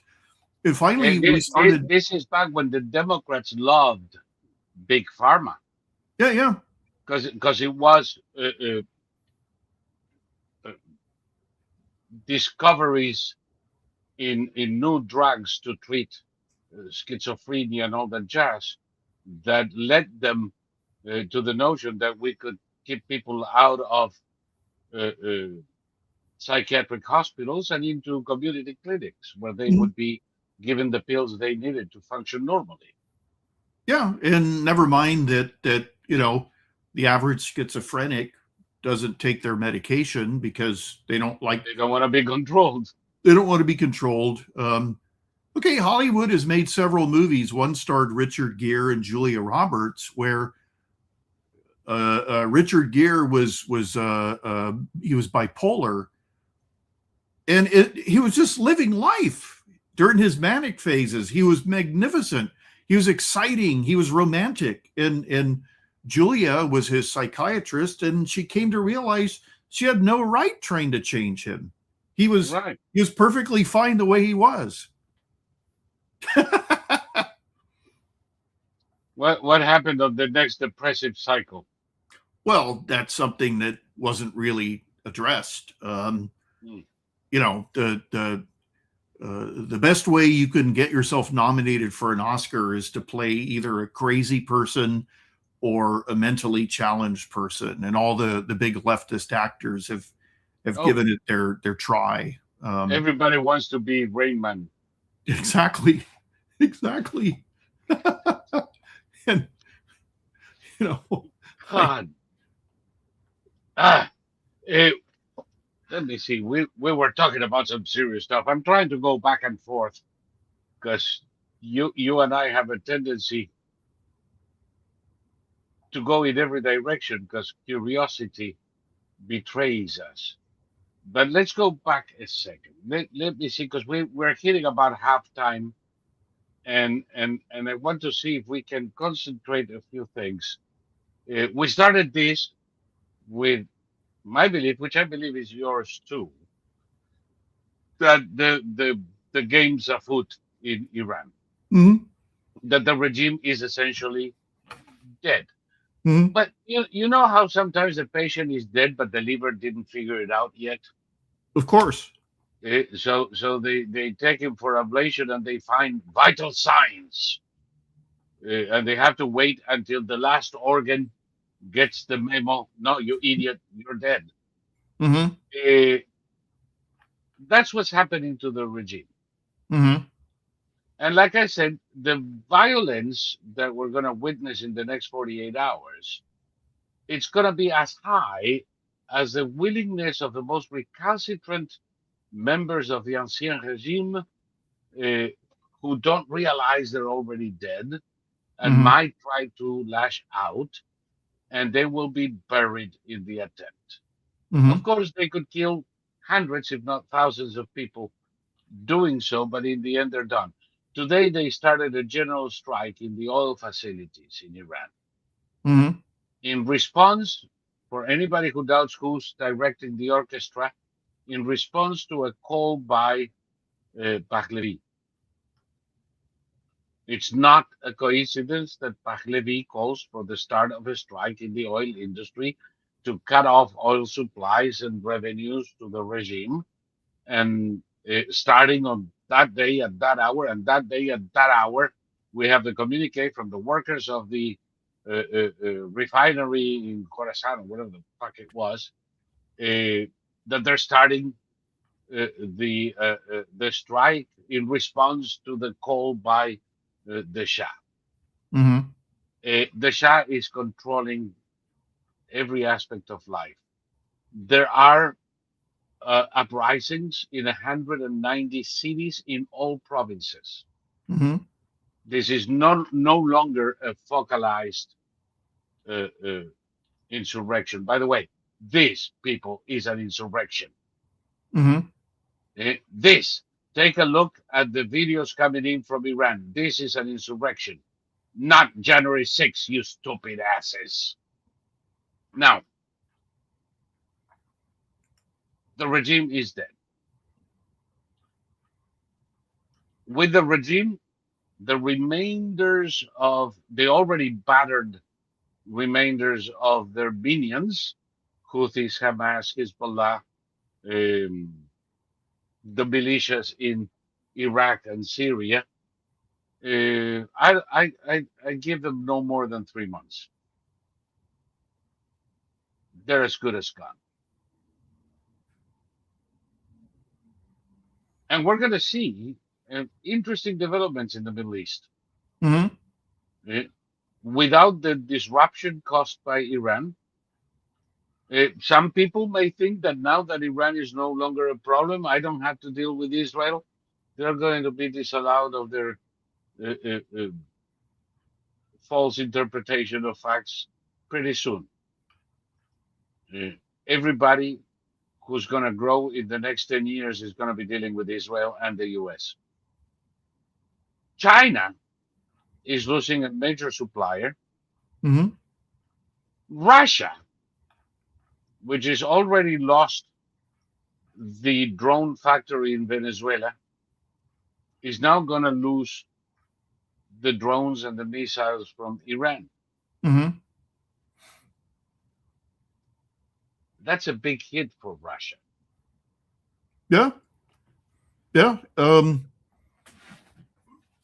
Russia is you were talking about the body that doesn't know it's dead. Yes. Russia is a zombie state. Russia, by any metric, is no longer a functioning nation. It has no currency. It has no income. It has no armed forces. No It has industry to speak of. no industry and no economy. So what is Russia? It's a collection of people lost in mass delusion is what it is. And so their leader wears a military uniform. That's fine, but they've been reduced to cavalry charges. Well, they just lost two cities in the front lines.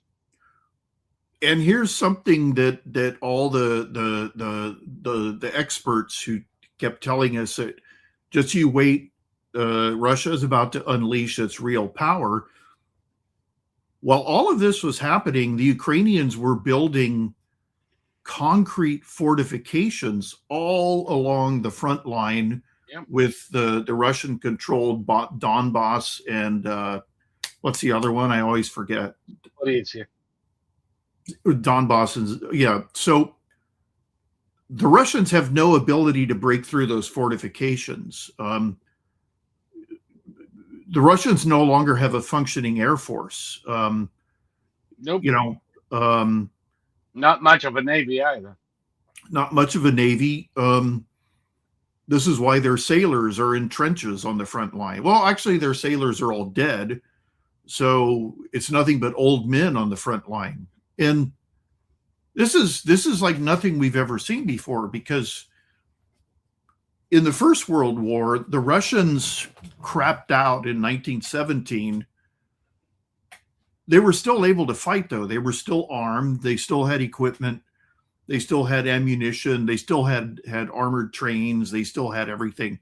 They had an air force. But they got rid of the Tsar, and then they had some weirdo hybrid socialist democratic government under a guy named Kerensky, and the Allies insisted that the Russians launch a summer offensive, which was a big offensive.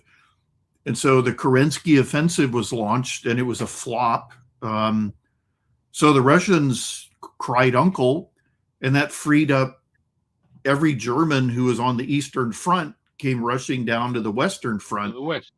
And in World War II, in the Korean War, the Russians had weapons, they had an economy, they had everything. And now this is the first time we've seen what used to be considered a major power reduced to the worst of an African country. Yep. This is like the end stage of Idi Amin's reign in Uganda. I mean, I just saw a documentary about Idi Amin's reign, and I've forgotten that Idi Amin announced out of nowhere that he was deporting all the Indians, and the Indians ran all the businesses and ran all the farms. So, and they weren't allowed to take anything with them other than the clothes on their back. Yep. And so all these Ugandans took over their businesses with no idea how to run them. And so the Ugandan economy collapsed. It was finally a raid from oh, which country? Some country attacked and overthrew an African country, and I think Mabutu, not Mabutu. I can't remember his name, but anyway, Idi Amin was dictator for only a relatively short time, but he trashed the country. Yep.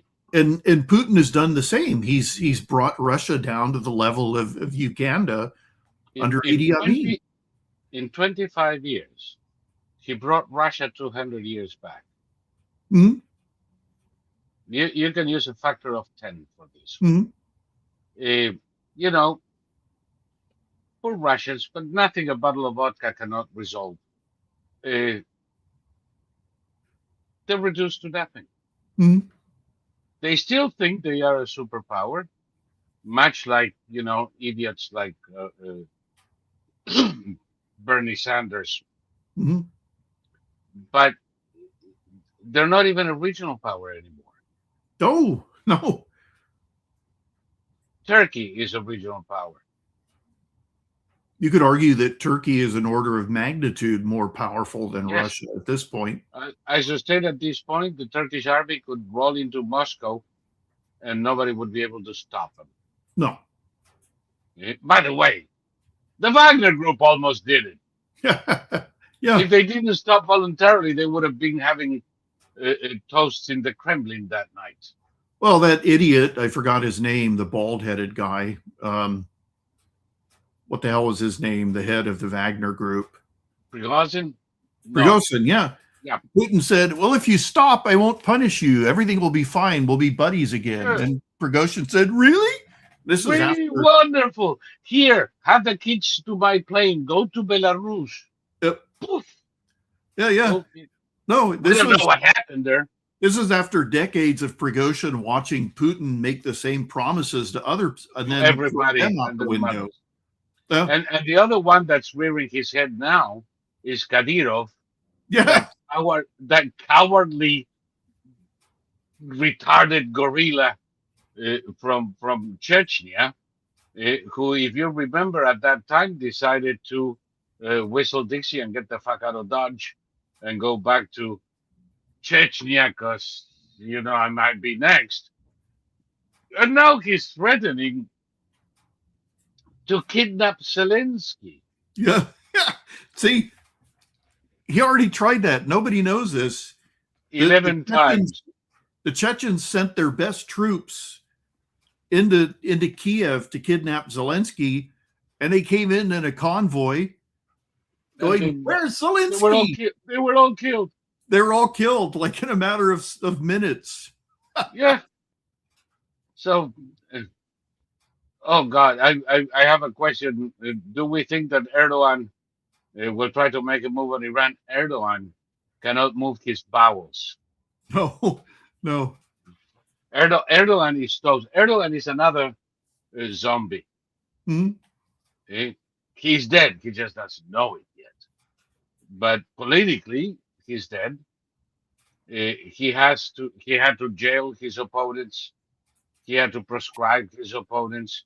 It doesn't matter. The next elections, he's toast. The Turks have had it with this moron. Well, also, if Turkey did do something like make a move on Iran, then guess who would come in and stop them?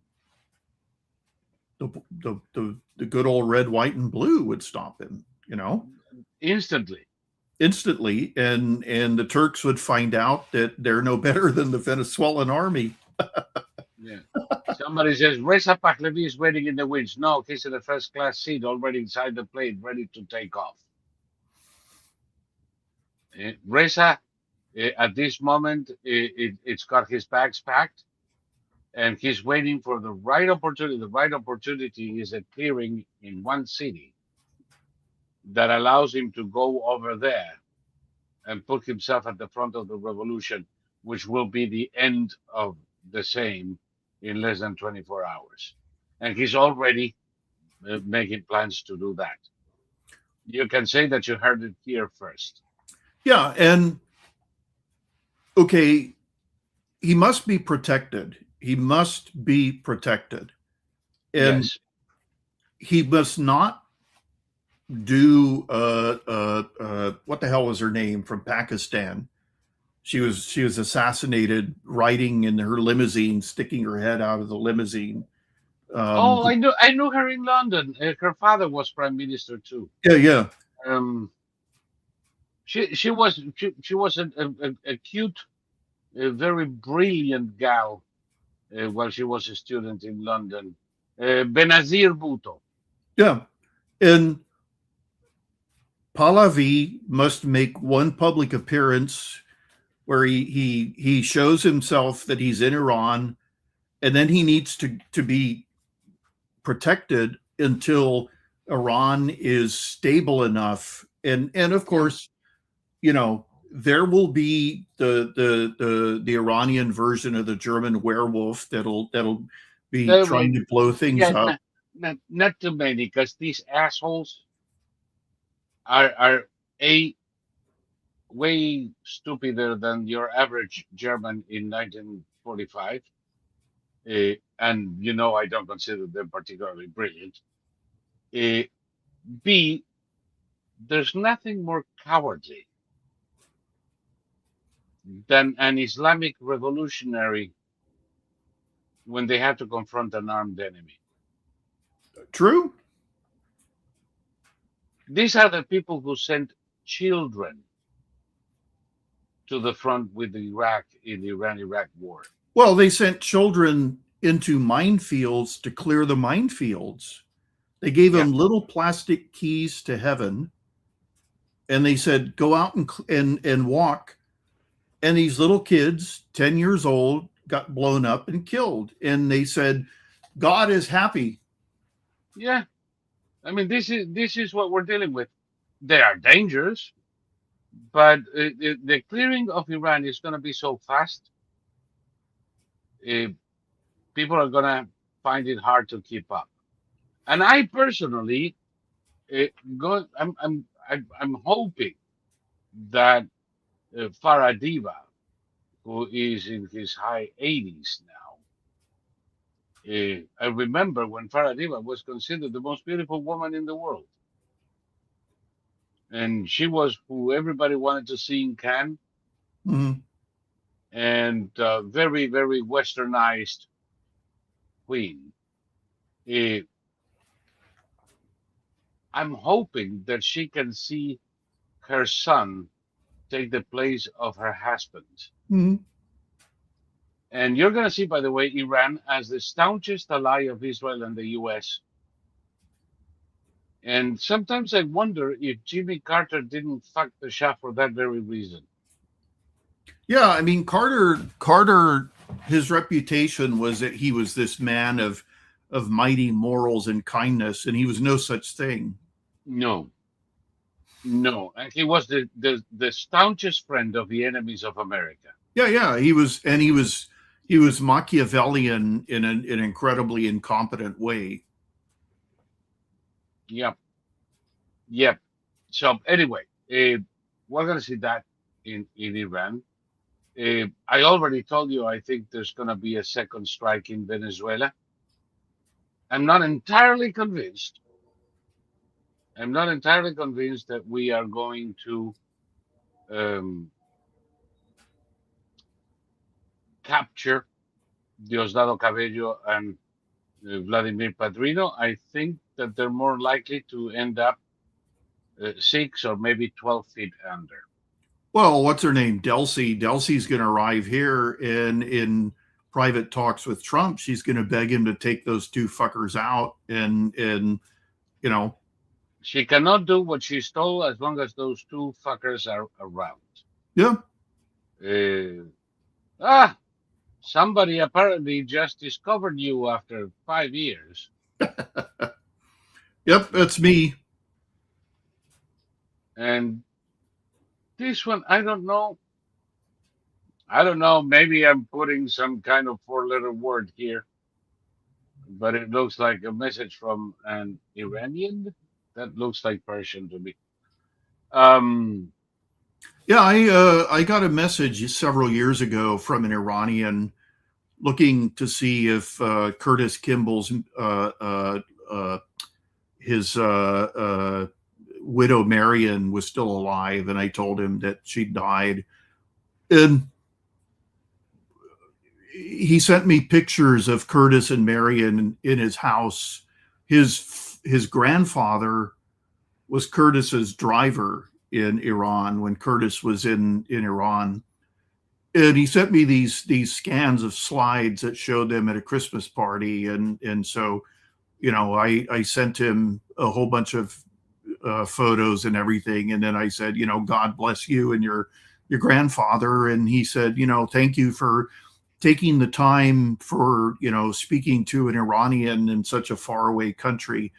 And I felt really good about it because, we didn't discuss anything in the current situation. I don't have no idea. My guess is that if they were celebrating Christmas, then, they're not the sort of Iranians that would mow down revolutionaries. But it was nice. It was a nice little, blast from a past that I never personally knew, but I knew about. No, that's good. I'll tell you this year, if things pan out the way I think they will in the next few days, this year, the Iranian New Year, I'm going to jump the fire with my friends, and we're going to get royally pissed. Sure. I know a lot of Iranians uh, since the 80s in the US. Mm-hmm. I never met a bad one. They are happy people, loyal, good friends, law abiding. The vast majority of the Iranians are not, I know, are not Muslim. They are Zoroastrian. And you can say that Zoroastrianism is the first true monotheistic religion. And it reads more like a code of ethics. Well, we had an Iranian American Navy SEAL who was awarded the Medal of Honor posthumously for the work he did in, I think, Iraq. It may have been Afghanistan, but I think it was Iraq. So considering the number of Iranians that are here, that's as an individual, he was a massive percentage of the population. Huge. Huge. But the thing about Iranians of the diaspora, is that so many of them want to go back. I mean, they're perfectly happy being dual citizens, but they also want to go back. They want to see. They miss their land. They miss the people they do, Yep. and their culture is it's a deep-seated culture. Yeah. And it is tied to the land. Well, do you remember? It may have been the Green Revolution. That was in about 2009? Yeah, that was the Green Revolution when Obama betrayed them all. Yeah. Well, they said they wanted American support in the sense of, announcing that we support them, but they didn't want the U.S. to do anything militarily. This time around, they're saying to Trump, come in. Yeah, they're saying that to Netanyahu too. Exactly. So this is a once in a lifetime opportunity, and you can bet that both Israel and the U.S. are going to take it.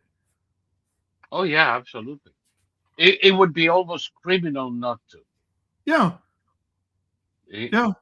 And and unfortunately, that means we'll probably lose the support of Tucker Carlson. Oh, poor Tucker. His friends, the Russians, aren't doing well. His friends, the mullahs, aren't doing well. His friends, the Venezuelans. I hope he follows them. You know that they've been using his videos as propaganda. The regime is been using Tucker Carlson videos as propaganda against the revolutionaries. Of course. It's uncanny. You cannot make this shit up. He is the Tokyo Rose of the Iranians. Yeah. What a piece of shit. And we're Well, we'll still, see. shouldn't we? The all these, okay, Tucker, Candace Owens, the blonde woman who used to be on Fox. Just party. Oh, the Megan Kelly. Megan Kelly is, above all, an idiot. People think she's intelligent because she has a law degree. How many people do you know out there who are total morons with a law degree? Well, there've been a hell of a lot of people who've gotten they've passed the bar, but they're really not all that. No, imagine how stupid Hillary Clinton was that she didn't pass the bar. Yeah. Or Kim Kardashian. I think she's tried 8 times. Well, that doesn't surprise me. That doesn't surprise me. Well, those 3 have discovered that there's money Yeah, to be made by being. somebody says that Jasmine Crockett is a lawyer. Imagine that. Oof. Enough said. No, Candace and Megan and Tucker have discovered that there's a lot of money to be made from their position. And Yes. that's because a lot of people hate watch them. And I don't watch Tucker Carlson, I don't watch Megan Kelly, and I certainly don't watch Candace Owens.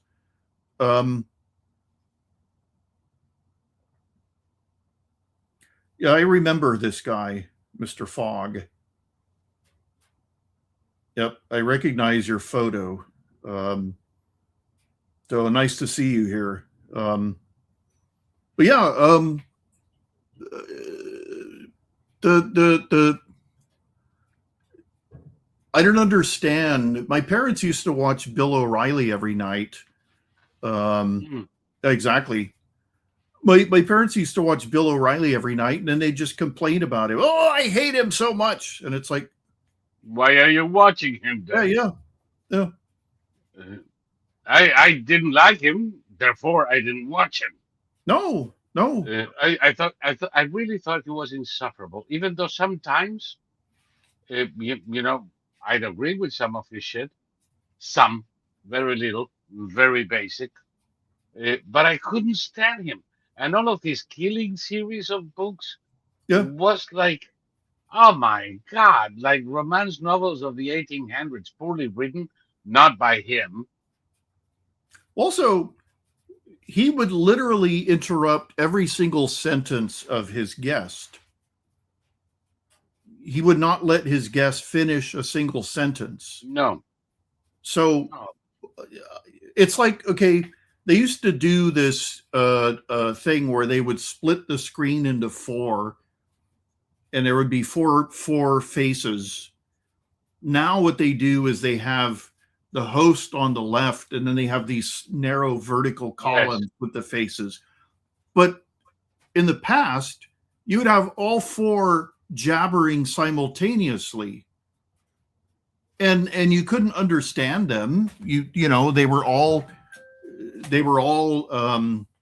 very emotional, and what was the point? You know, I wasn't interested in watching any of that.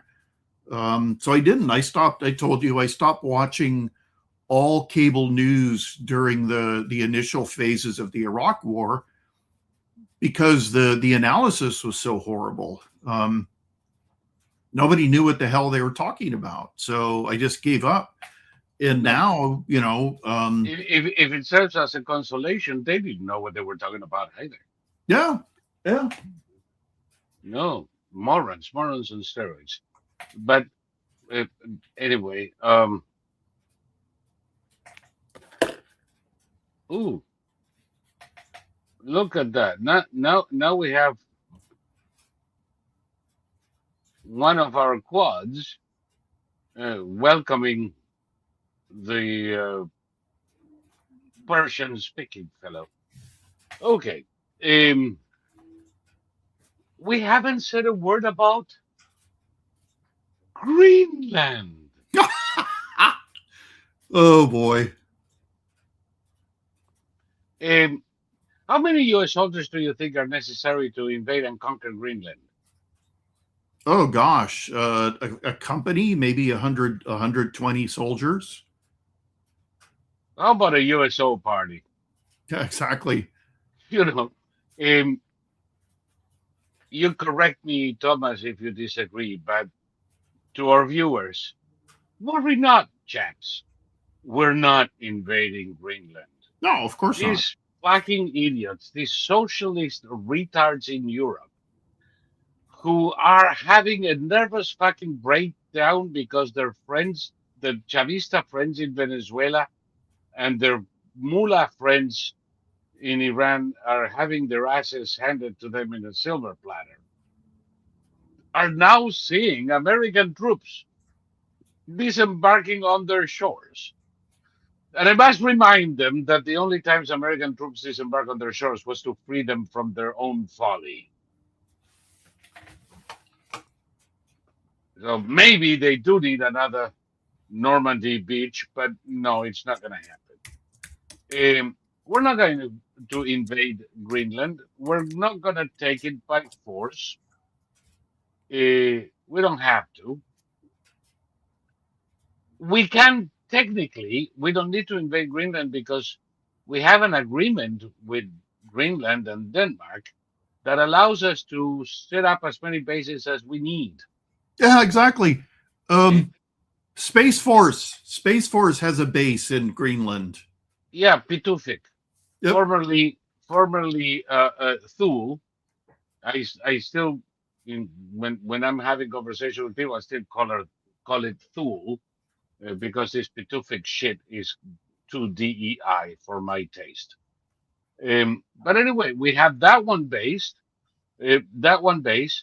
out of 50 that we had at one time, and we have the right, mind you, to go back and put up another 50. Mhm. Other people claim that we want Greenland because we want the rare earths. Holy God. Um, has any of these fuckers ever considered what mining in the permafrost looks like? Well, no, of course not. You know why nobody's mining shit in Greenland? Well, Because because it's not economically feasible. they would have to change their drill bit like every 15 seconds. Well, anything made of metal at the temperatures in northern Greenland doesn't last too fucking long. Yeah, Metal is brittle at that temperature. So the equipment is awfully expensive. You have to get it. The logistics. How the fuck do you get the ore out? In what here's railroad?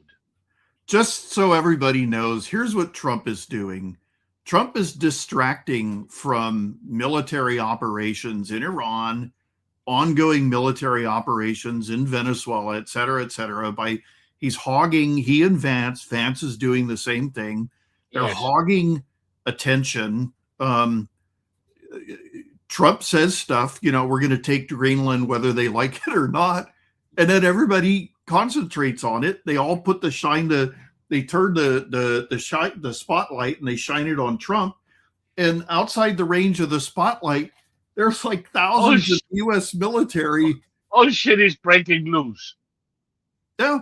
And by the way, and they haven't figured out yet, not the valiant talking heads in American TV, not one person in Europe except two friends, two of my friends who do think. Um, the main target of all of this shit is China. Of course. They're not figuring this one out. No, because they're idiots. The Europeans, when it comes to politics, they switch off their brains. They're not capable of rational decisions when it comes to or rational analysis when it No. comes to politics. When you take a look at who's the biggest fucking loser in Venezuela, the pole position doesn't go to Maduro, it goes to China. Yep. When you're taking a look at who's gonna get fucked the most in Iran, it's not the mullahs, Nope. it's China. It's China. And China, like you and I have noted before, their exports to the US have dropped to levels below their joining the World Trade Organization. In 99. Remember when they had uh, we owe the Chinese $2 or $3 trillion, and everybody was going apeshit.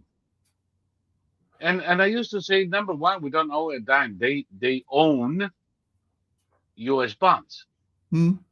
What if they demand payment? Well, they're gonna have to sit on the fucking bonds until maturity or sell them to the French. I don't care. It's their fucking problem now. They're not gonna buy anymore. No, well, that depends. As long as they sell a shit and have a trade, and we have a trading balance, uh, what are they gonna do with the extra dollars? Shove them under mattresses? Of course they're gonna keep buying bonds because they have nothing else to do with that money. Well, it so happens that then the pandemic hit China, and if we think some of the policies taken, particularly by Democratic governors in the US, were borderline fucking criminal, did you see what they did in China? They locked all the residents of the Shanghai apartment towers in their buildings and would not let them go out and buy food. So there are No, these hideous videos of these people screaming out their windows. Thousands and thousands of people at nighttime screaming, really, screaming. because they hadn't received the 2 egg rolls. Hmm. That was their feed for the day. Hmm. I mean, there's nothing like depending on the Chinese government for food, is it? Well, the thing is that their industry went to shit. Factories moved out of China, or rather accelerated their move out of China. Their manufacturing dropped faster than Pocahontas drops her mask. And their economy shrank dramatically in the past 5 years. And our supply lines moved elsewhere. Hmm. Something that was already in the works, but given these peculiar events, it accelerated dramatically.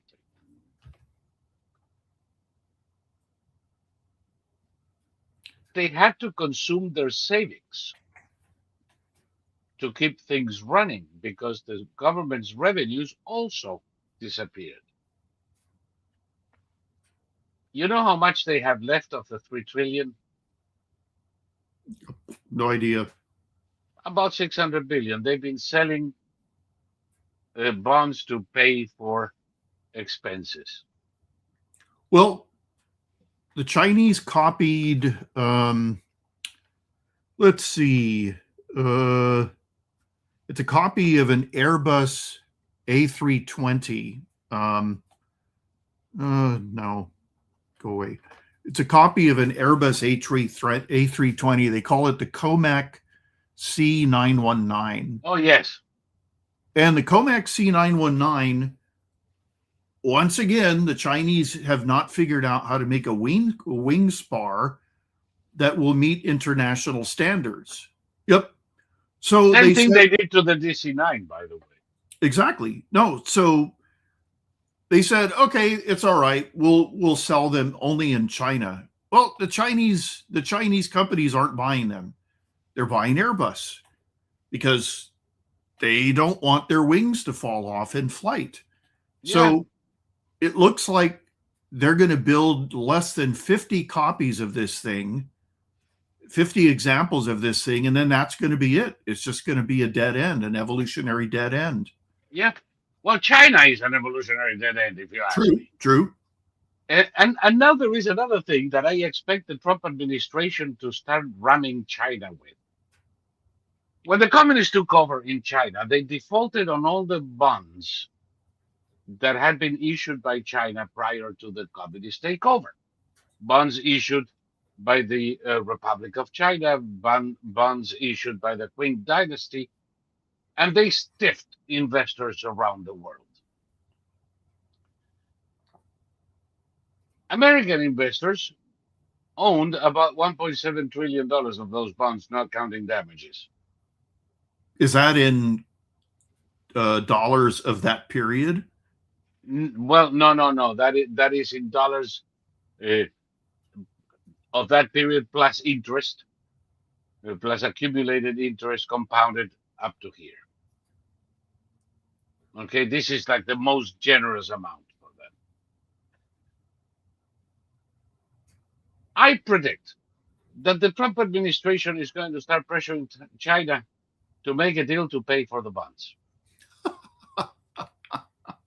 Because if Venezuela owes us money for stiffing the oil companies out of their property and rights, if Cuba owes us money because of the property they took from American companies and citizens in 59, then China definitely fucking owes us the money they robbed from American investors before 1949, or rather in 1949. It gets better. China already has a little bit of a fucking problem because when they negotiated with Great Britain the return of Hong Kong, Mm-hmm. as part of the deal to get Great Britain to loosen the grip on Hong Kong, China paid off the bonds owned by British investors. So if you say, well, no, we don't recognize, well, you did. And there is even more. If they say they do not recognize the legitimacy of the bonds because they have nothing to do with the Qing dynasty or the Republic of China or anything that happened in China before 1949, how can they assert a claim on Taiwan? Mm-hmm. Well, if you have nothing to do, if you have inherited nothing from the previous Chinas, you cannot claim a fucking inch of ground in Taiwan, Mm-hmm. which was never under Communist Party control. They're going to be in a pickle so fucking big that they're going to be fucked if they pay and fucked doubly if they don't. Mm-hmm. So I do believe this is going to happen. I don't think anybody is considering a China invasion of Taiwan anymore. No, no. I mean, the Chinese bowed and immediately caved to Trump over sanctions evasion for Russia. Yeah. So just imagine what we would hit them with if they did invade Taiwan. And just so everybody knows, the Taiwanese and the Japanese are going to defend Taiwan. We will take part if they ask us, but they don't actually need our help. This has They been don't need our help. established. The Taiwanese have created a layered defense that would make cat food out of any Chinese attempt to invade. The first time somebody mentioned this shit in 2017, my first response was the Chinese cannot invade Taiwan unless they learn how to walk on water. Or they have one of those transporter machines like from Star Trek. Right. They don't have what with. Mm-hmm. It's not gonna happen. Um I I always thought it was a ridiculous presumption. Now I think more people are beginning to realize what folly it is to assume China can do this. Mm-hmm. They cannot feed their people. They like to promote themselves as having eliminated poverty from China. You know how they eliminated poverty from China? I shudder to ask. Hmm. The poverty line in China is $500 a year in income. Oh, okay. Yeah, okay. So that's what they've done is they've dropped the poverty line down to where Now nobody nobody's poor. yeah, nobody's poor. If we were to do something similar, the homeless wouldn't be poor, technically speaking. Yeah, exactly. So in the US, we raise the poverty line way beyond what is reasonable so that we can give people money. And in China, they lower the poverty line to the point that we solve the poverty problem. No more poor in China.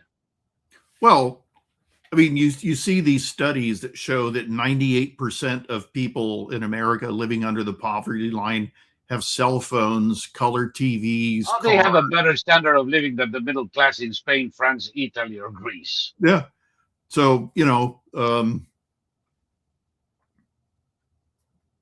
So it's somebody says here, West Taiwan cannot even take the Kinmen Islands, but or their own artificial islands, which happen to have sunk. yeah, exactly. No, I mean, we're planting our flag on this pile of sinking garbage. I Yeah, mean, no, that's wonderful. Say hello to the fishes.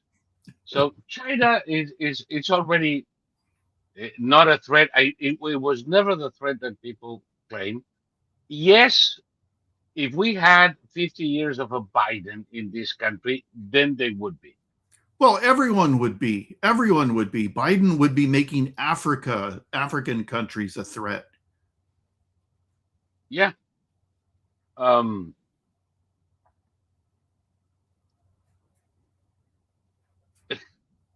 this is it would work out about as well Yes. as the Sparrow War Yeah. they tried under Mao. Yeah, Yeah. Yeah. They fought a war against sparrows under Mao yeah, and doves, and dogs. uh, the pigeons, the rats with feathers. They Yep. were going to eliminate the pigeons. I mean, come on, it, it's a Mel Brooks movie. The thing China about is a all Mel these, Brooks movie. okay, all the world's troublemakers are going down the drain. And if you look at their values and their lifestyles, I saw a Pakistani man. He went to Iran and he was bitching because he couldn't find any real Muslims. He said they don't practice Islam here, and he said he felt unsafe. And I use well, it's an Airbus copy. Yeah, but it So uses Western engines. Remember when we always said these idiots cannot build an aircraft engine yet, no, but they're gonna build an air force that's gonna rival the U.S. They cannot build a fucking engine. well, if they can't create something as stable as a wing, as basic as a wing spar, Can you imagine the turbine? exactly. Yeah, You're, he you're, flies you're on the gonna you're gonna 747 have to look for a for reason. Yeah, pieces of it across the Pacific. yeah. Yeah. No, I mean, okay, we have aircraft that we built like this, the DC-3. They're still flying. They are still they're flying cargo in the Caribbean. Can you fucking believe? Yeah, yeah. 80, The 80, plane is 90 the plane is years about to be later. 100 years old. Yeah. Well, the B-52 is going to have a 100-year lifespan. Yeah. They're just going to re-engine them, and then they'll keep going until they'll have had a 100-year Yeah. lifespan. The DC-3s, they haven't done a fucking change since the 1930s. Yep. I used to fly them all the time, by the way. Now there aren't that many, and they're in Africa and the Caribbean. But it's a great island hopper. Yeah. It's a great island hopper. Yeah. And and these idiots who cannot build an aircraft engine are going to develop an air force that's going to rival ours? Okay, in the early 1980s, Hollywood was obsessed with Japanese. The Japanese were taking over the world, and so there Oh, were all yes. these movies made about caper stories, dealing with rich, corrupt Japanese, the yakuza, all of that. Yeah. Then it was the Chinese, and the The Chinese, yellow peril. yes, every movie made, whether it was okay, there's a movie called Interstellar, and no, it's The Martian. The Martian. Uh, Matt Damon is left on Mars accidentally. He has to grow potatoes in his own fecal matter, and we try to send him food because we're not going to be able to go back to him for 4 years, and our rocket blows up. So the Chinese offer to help us out of the goodness of their heart, and because they're so much more advanced than us in their space program.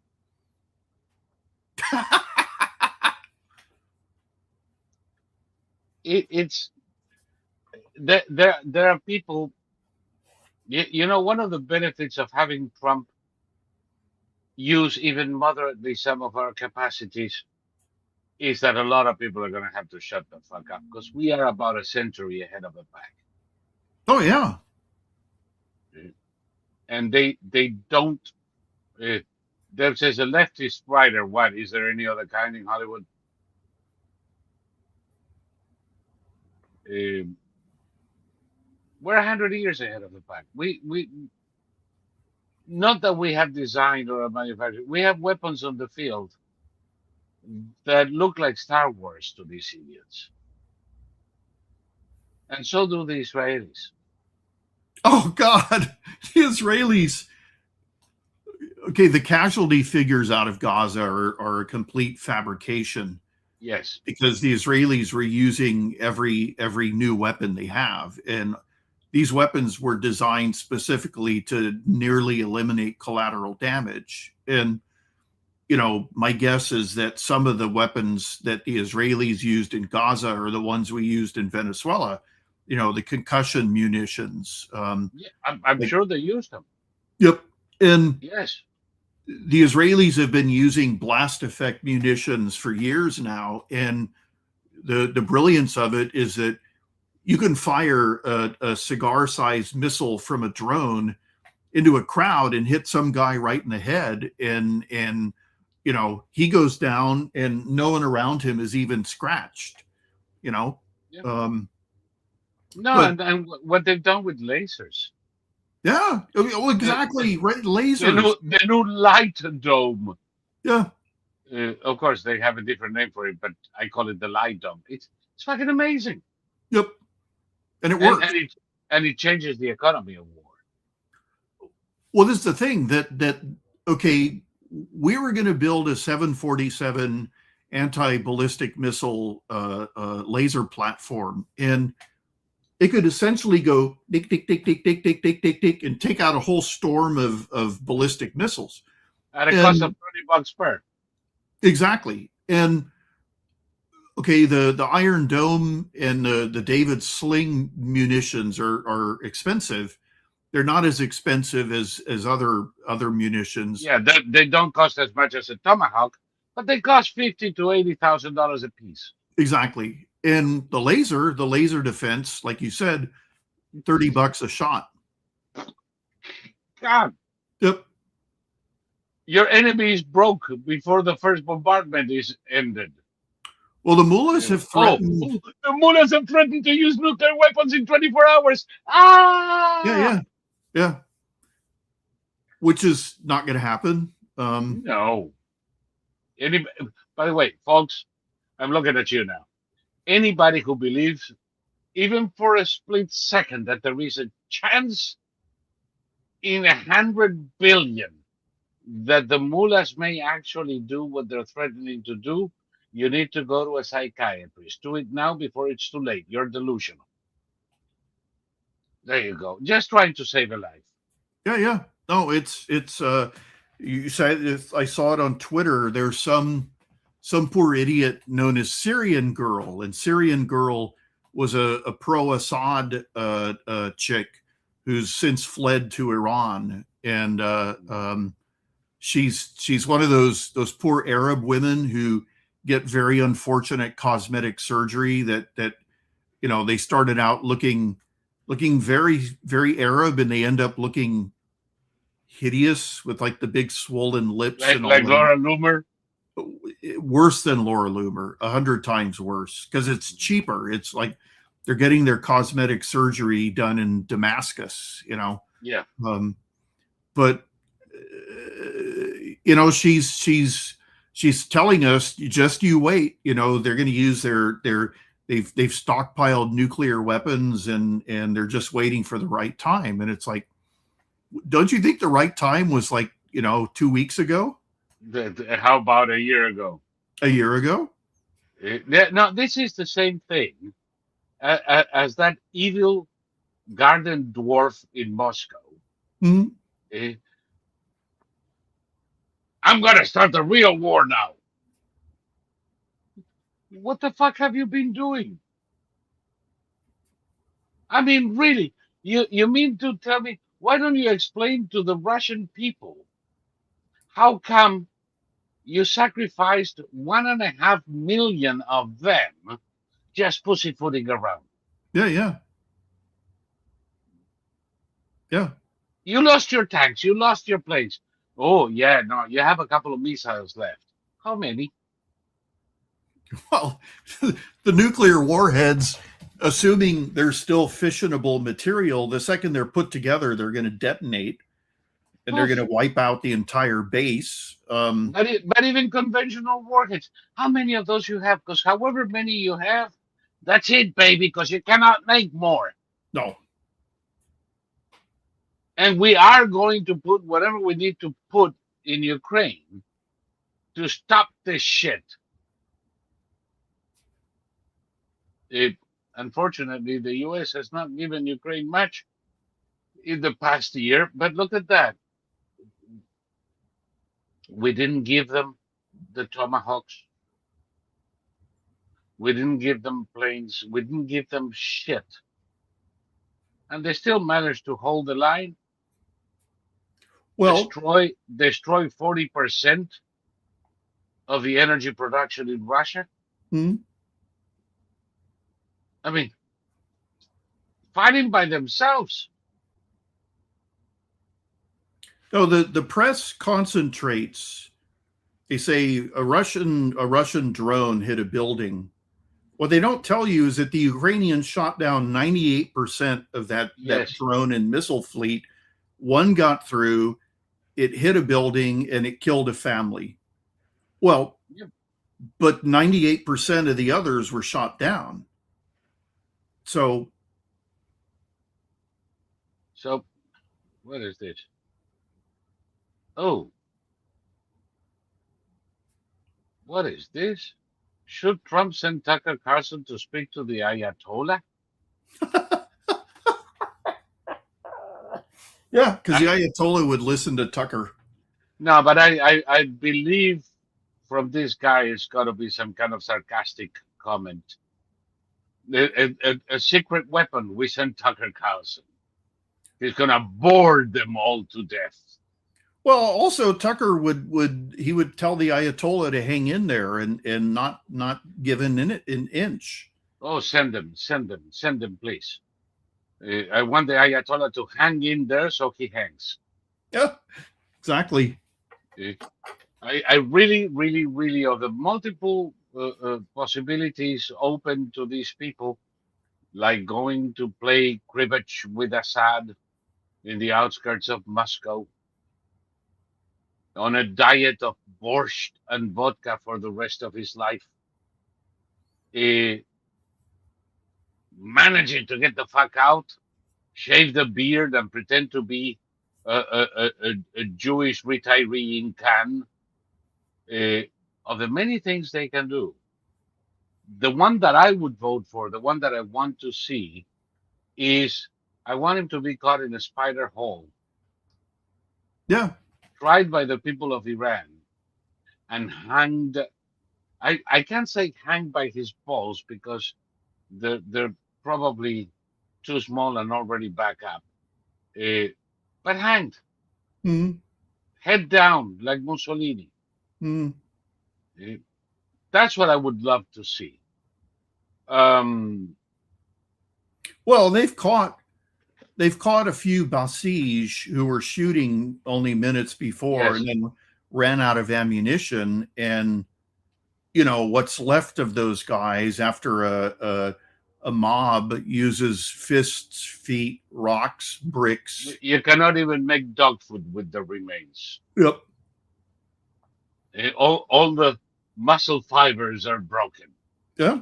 Um, makes my skin close as somebody gets my juices flowing. Uh, I seriously, I'm usually, and you know it, I'm usually a very peaceful man. I'm usually a very conciliatory person, but sometimes it's like fuck that shit. All I have to do is look at the picture of any of the women that these assholes burned with acid, Mm, beat into a pulp. I was looking at a woman the other day, beautiful girl, 72 lashes, I saw that. for not having the hijab properly, and some hair showed up. What do you do with somebody who presided over that? How many grand ayatollahs have been in power since the beginning of the Islamic Republic? Two. That's what I figured. Yeah. Khomeini and Khamenei. Yep. That's it. That's it. So it's. I want to see some popular justice. Remember when Bill Clinton said that Iran was more democratic than the United States? Oh yes, I've never forgiven him for that either. Mm, How about now you have von der Leyen who's saying that we stand with the people of Iran and damn them.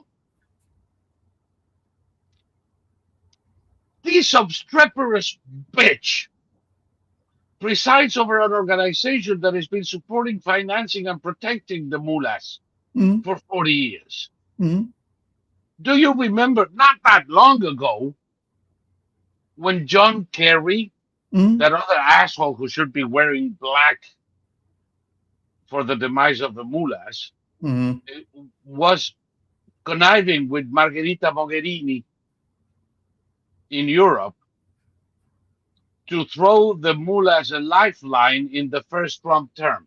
mm.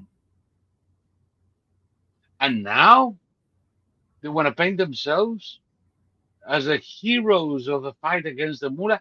This is like fucking Ocasio Cortez They all know talking which way. talking about condemning Hamas. Yeah. No, they all know which way the wind is blowing now, and that's a really good sign. It's disgusting to hear them, but it's Yes, a really good sign that they know that their viewpoint is, not conducive to a good but we future. cannot allow them to retreat. No, true.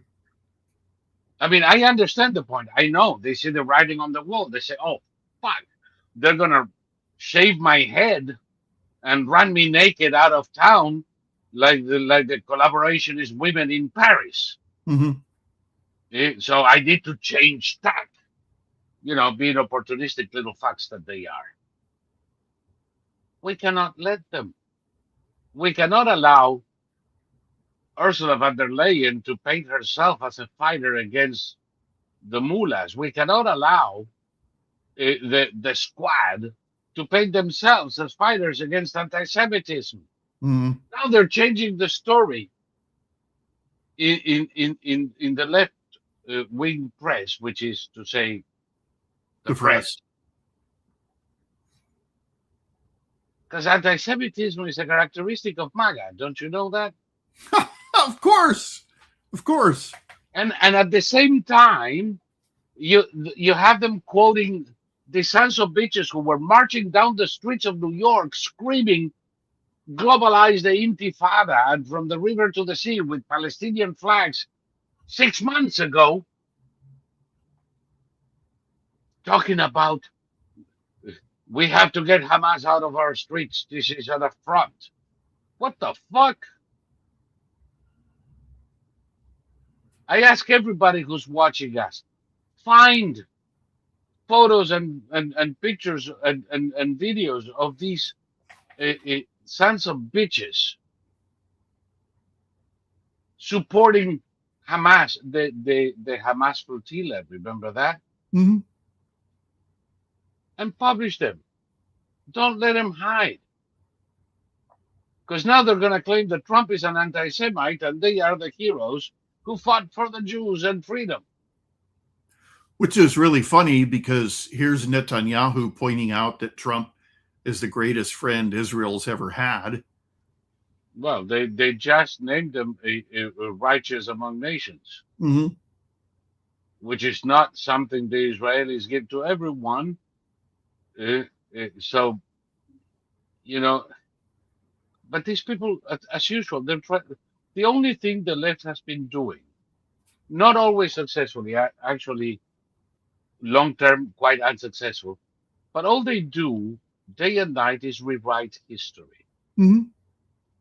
They are dutiful children. You mentioned when I was having trouble with the camera, you mentioned Derrida, one of the biggest sons of bitches to come out of the Marxist School of Sociology of Paris ever.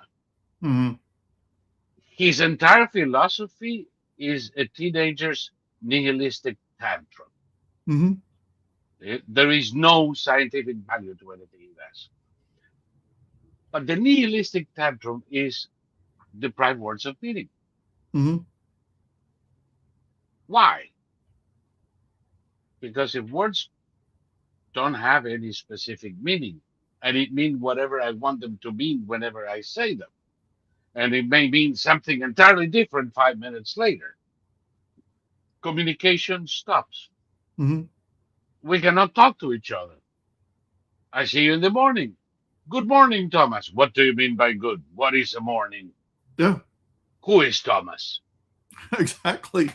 And No. at that point, and they call that a philosophy. Yeah. So these people do it all the time, and they do it with history. The revisionism of these people consists on, well, I mean, you say there was a civil war, but do you have proof? Mm-hmm. Well, yeah, there is a Gettysburg field. How do I know it's not staged? What is Gettysburg? Mm-hmm. And with the rewriting of history, there is a grip in the transmission of knowledge. Mm-hmm. And they count on it so that young ones, who, as usual, think they know everything, but they don't know how to wipe their ass properly, uh, start believing in a chimeric future that all evidence shows it's going to end up badly with many dead and nothing to show for it. But this time it's going to be okay. And it's never done right. And it will work. And what you're telling me doesn't make any sense. Well, the Emirates, the United Arab Emirates, just announced they're no longer going to send students to British universities for fear that those students will become radical Muslims. Yes. And by the way, I agree with them. Mm-hmm. I totally agree with them. And I've been saying for a number of years now that we're discussing whether we cut some grants to Harvard or to these and DEI. Stop funding private universities, Mm-hmm. please. Mm-hmm. Stop finding them all together. We're spending taxpayer dollars to keep open madrasas Mm-hmm. that eat the brains of our youth. Mm-hmm. As long as they have uh, pro Palestine protesters coming out of their alumni, You have all the proof you need that we should not help them create more of them. Mhm. We have people educated by the likes of Edward Said as presidents of the United States. Mhm. I mean, talk about suicidal. This country is not a suicide pact. Mm-mm. We didn't enter into a covenant through the Constitution so that we could destroy ourselves with our own money. It's insane.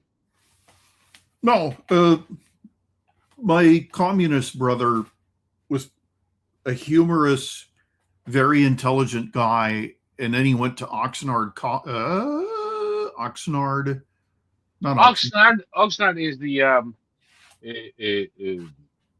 NGO, Yeah, he wasn't very Oxnard. active in Europe. It was the same university that Obama went to. Begins with Occidental. Occidental, yes. Yeah. My brother went to Occidental and he came out as a communist member of a cult Yeah. who was cut off. He was not allowed to have any contact with his family. And then when they finally agreed that he could have contact with his family, he had to check in on by phone every 10 minutes. So he would call. This is before cell Right. phones, so he would call them in To and make say, sure he didn't slide back. exactly. And he, as my brother Tim says, he scooped out his brain. He opened up his skull, he scooped out his brain, and then he closed it, and then he was happy. And Yeah. you know, he ended up a completely different person. For one thing, he has absolutely no sense of humor. He's got a massive superiority complex, and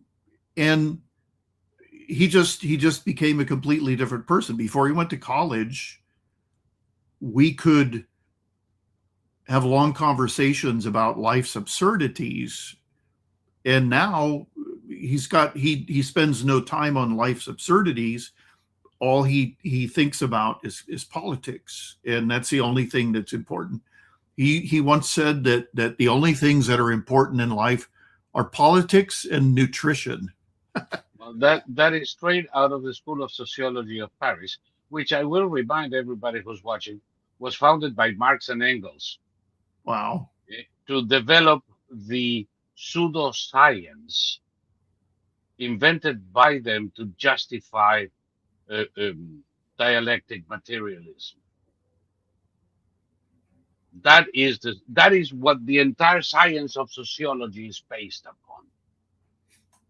It's not a science, by the way. So, and the same thing here with the new school in New York and everybody. If somebody has a degree in sociology, they are a fucking Marxist from here to Timbuktu, who had their brain washed with Clorox, more or less. Yeah. And I don't care. Nobody who calls himself a sociologist is anything else. And the moment you scratch the surface, you're gonna get all of the uh, uh, uh, justification for Marxism and social justice and all that crap. Communism and socialism does not bring joy or creativity, says Kelly. Absolutely not. The opposite is true. Communism, socialism is the end of creativity and the murder of joy. Yeah. Name me a joyful communist country. I mean, they I have don't those. know. Name me a joyful Cuban in Cuba who is not a high-ranking member of the party. Well, okay, communists love those parades and with the frantic applauding and the huge beaming Yeah. smiles. But if you look at the parades, it's nothing to applaud. It's boring, it's like hours of. In Cuba, people attend those parades because they have no choice. Yeah, yeah. On every block in Havana, and this is not an urban legend. This is true. In every block in Havana, there is a comisario de cuadra, Mm-hmm. or a, the word is not snitch, but that's what they do. Mm-hmm. Uh, A the commissar. block's snitch, the block's commissar. Mm-hmm. The job of the block commissar is to observe and report the activities of everybody there. Mm-hmm. When the party calls for a demonstration in Plaza de la Revolución, in front of the Che Guevara relief with the words Patria o muerte venceremos, the words of Bill de Blasio ending his campaign speech. Ah, and people complain about Mandami, don't realize that New York has been in the hands of a fucking commie now Mm-hmm. for the better part of 12 years. Mm-hmm. And this commissar has to check in everybody in his block or her block. Generally, they're women. So checks them in, gives them a voucher that they have to deliver to a commissar in the square. Mm-hmm. And poor the son of a bitch who doesn't show up. Mm-hmm. And then at the end of the demonstration, they get another piece of paper they have to bring and give it to the commissar. I mean, everybody is monitored like a fucking dystopian movie from the 50s, which turned out to be fucking prophetic. Well, 50s, the 30s, things like Metropolis. Mm-hmm. See? And that is the killjoy of all killjoys. Now you realize that there is no money, there is no food. You get a ration card that gives you 1 egg per week for a family of 4. By the way, this is not hyperbole. This is not something that I'm making up. This is something that I have seen. 1 egg per week for a family of 4 that they can buy at the subsidized price. Yeah, that's what people don't understand. You know, you are rationed the way we were in World War II. That you could walk into a butcher store with as much money as you wanted, but you could not buy beyond a certain without your ration book. Without your ration book, you couldn't buy. Yeah. Now, in Cuba, it's the same thing. And you can buy at the subsidized price of the ration book. Now, in Cuba, you can also buy whatever the fuck you want on the black market, which is run by the government people anyway. But you don't have money. Mm-hmm. So they encourage women Mm-hmm. to earn that money by fucking as many tourists as they can. Mm-hmm. The entire city of Havana is a ginormous whorehouse Mm-hmm. where every woman has to use her body to secure food for herself and her family. Yeah, people talk about sex tourism to Thailand. Nobody talks about sex tourism to Cuba. There is no other tourism except Cubans visiting family. Mm-hmm. Yeah. Canadians, Germans, they go to Cuba to get laid on the cheap. And many of them, let's say, not traditional sex. Mm-hmm. Is that gentle enough? So the boys of Havana are working the streets just like their mothers. Mm-hmm. Where do you think joy is? You look into the face of Cubans, you see dead eyes. By the age of 6, they lose the brilliance in their eyes. Mm-hmm. By their 20s, they're famished, they're hopeless, and they're screwed. Mm-hmm. Literally. That's communism. It wasn't different. Why do you think the Czech Republic and Poland have forbidden, banned essentially communism? Mhm. They lived through it. They know it.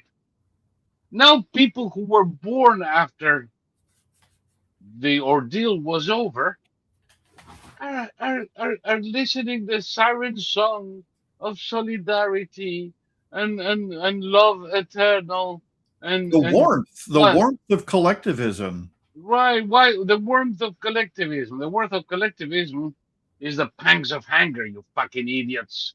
Well, it's body warmth because there's no other warmth available to No, you.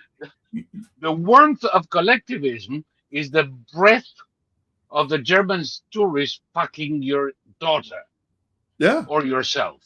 or yourself. Yeah. It's felt in the back of your head, like the first symptom of AIDS. No, I mean this is why it's so ridiculous that this wealthy scion like Mamdani is an avowed socialist, and you know as long as he's not required to live under the tenets of socialism, he's a socialist. Yeah, no, I agree. Long live Pahlavi. Javid Pahlavi. Yep. There we go. Um, it's insane that we're discussing this at this stage of the soiree. Mm-hmm. It is insane that we're discussing this. Mandami ought to be sent to live in a town of Cuba for a year, Mm-hmm. and let's see how he comes back. Also, Some, live as a Cuban. oh no, no, no! Live with the rest of the population, enjoying the same benefits of the system. Uh, Kelly says here they are not allowed to catch and eat lobster in Cuba, right? Worse than that. By the way, that is true. You cannot catch lobster, you cannot catch crabs, you cannot fish. There are a number of things. If you do it at your own risk. A friend of mine, uh, he still has family in Cuba that he visits. Over the years, working his ass off in a building as not a janitor, but those guys that do whatever is necessary in a condo.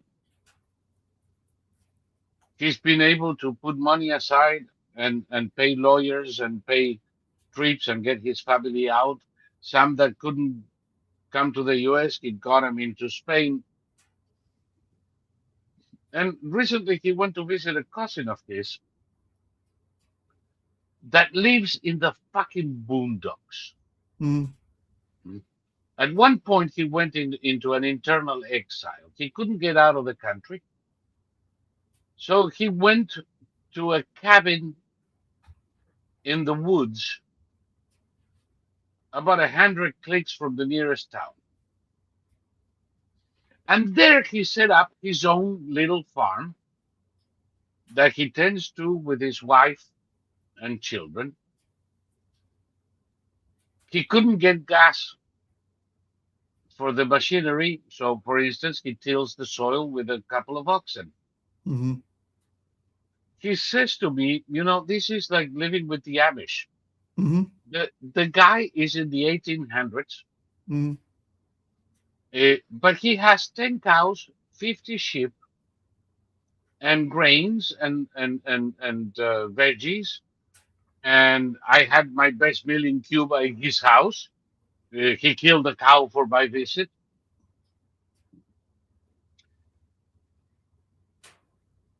But if he is discovered by the authorities, he goes to jail. They send him to the prison in Pinar del Rio. Mm-hmm.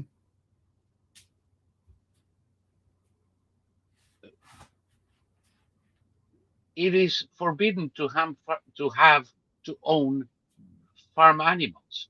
Mm-hmm. Not only you cannot catch lobster, you cannot raise a pig. Anything that would make your life independent is forbidden. Mm-hmm. Now, this guy has managed to stay under the radar, living in the fucking boondocks, and they haven't found him yet. I hope they don't until these assholes fall. But this is what people want for America? Well, Mamdani wants to be the dictator. Mamdani criticizes Trump all the time and lies about Trump. But Mamdani wants more than anything to stamp out what he calls rugged individualism. Yes. You know, he to him, rugged individualism is an affront because a rugged individual, Mamdani could say, kiss my feet, and the rugged individual will say, kiss my ass. Yeah. And that's an affront to Mamdani. Mamdani cannot bear the idea that there's people out there who refuse to bow down to him. And all socialists are the same. That's why if you get into a discussion with a socialist and they can't answer your question, okay, they get violent. Or okay, I've seen this now a couple of times. Mamdani's whatever the hell she is, who she wanted to ban private property for white people. The woman in charge of renters' rights. Yeah. Oh. And when she was asked about it, she burst into tears. What the hell is that? Well, I mean, what is confrontation that? with reality for the delusional usually ends up in the display of emotions. This is very strange. This is the woman who wants to take over private property in the city of New York, all of it, Yeah. so that then the city can distribute it to people, setting the rent at 30% of their income. This is Havana. Yeah, yeah. Why do you think Havana is in fucking ruins? Havana looks like Dresden after the bombing. Mm-hmm. The only nice buildings there are the ones that were kept by the Venezuelans, Mm-hmm. like Hotel Nacional. It that is gone now. But is this what they want? Yes, of course that is what they want, because then everybody's dependent on Mandabi and her minions, Mm-hmm. his minions. Uh, the reason they do this, you say Mandabi wants to be a king. Every socialist wants to be a king. You do this, you set the state or a state agency as the agency where you have to go to in order to get housing. And they are the ones who assign housing to you, which could be a nice 3-bedroom apartment on the Upper West Side or a shithole in a basement in the Bronx, depending on who you know, Mm-hmm. whose toes you kiss, to whom you bend over, or who you suck, which is what every Muscovite knew in the 1970s, what every Cuban knows today. And if you don't have that power over people, you don't have control. And the only way that socialists can keep themselves in power is through exercising control, Mm-hmm. making people afraid of so much as contradicting the party. And then you have to repeat like a parrot something that you know to be untrue. And God forbid your eyes betray you. It is. I said it to you the other day. I don't use the word much in public because it's very misused. But it is evil. Mm-hmm. I think It, so. it is evil to the fucking bone. I think it is. Without private property, what are you? Well, I always say without private property, there is no liberty. Yeah. And I don't care if you own a mansion in Martha's Vineyard or a supermarket cart with your belongings Mm-hmm. in on Skid Row. Whatever your property is the basis upon which you can build your freedom. Mm-hmm. No property rights, no liberty. Hmm. Period. End of story. Our founding fathers believed it so hard that life, liberty, and the pursuit of happiness in the original was life, liberty, and property. Hmm. You cannot pursue happiness without right to property, and it Hmm. has to be inviolate. And we start with small transgressions, abusing eminent domain, for instance, and we end up or not enforcing laws when somebody occupies somebody else's house and giving the one in possession of the property the right to remain there. Why? Yeah, I just saw a story about where was it? It was in a blue state. Um, a woman a woman rented a room as an Airbnb, and the tenant wanted not the tenant, the guest wanted to stay there for 30 days. And according to this state law, after 30 days, the person becomes a tenant and then they can't be evicted. And so at that point, the woman refused to leave. And then one day, when the owner was off somewhere, the tenant had all the locks changed. And I have an idiot cousin who's a biochemist who was brainwashed in college about communism. Yeah, yeah, yeah. No, but the woman who owned the house, it took her 10 months to get rid of the Yeah. person she let in her house as an Airbnb guest. And it's like the laws are insane. Are insane. Quad, one of our SQV members, uh, just finally managed to get a bitch out of his parents' house who took it over for 3 years. Mhm. And the courts were powerless. And the bitch knew every trick in the body of laws of Massachusetts. And every time she was about to be evicted, she came up with something. Oh, I hurt my ankle. Oh, it, all of this is bullshit. You have to have the unreserved right to the enjoyment of your property. A tenant doesn't pay you, they can go live in a fucking shelter. It's not your problem, it's theirs.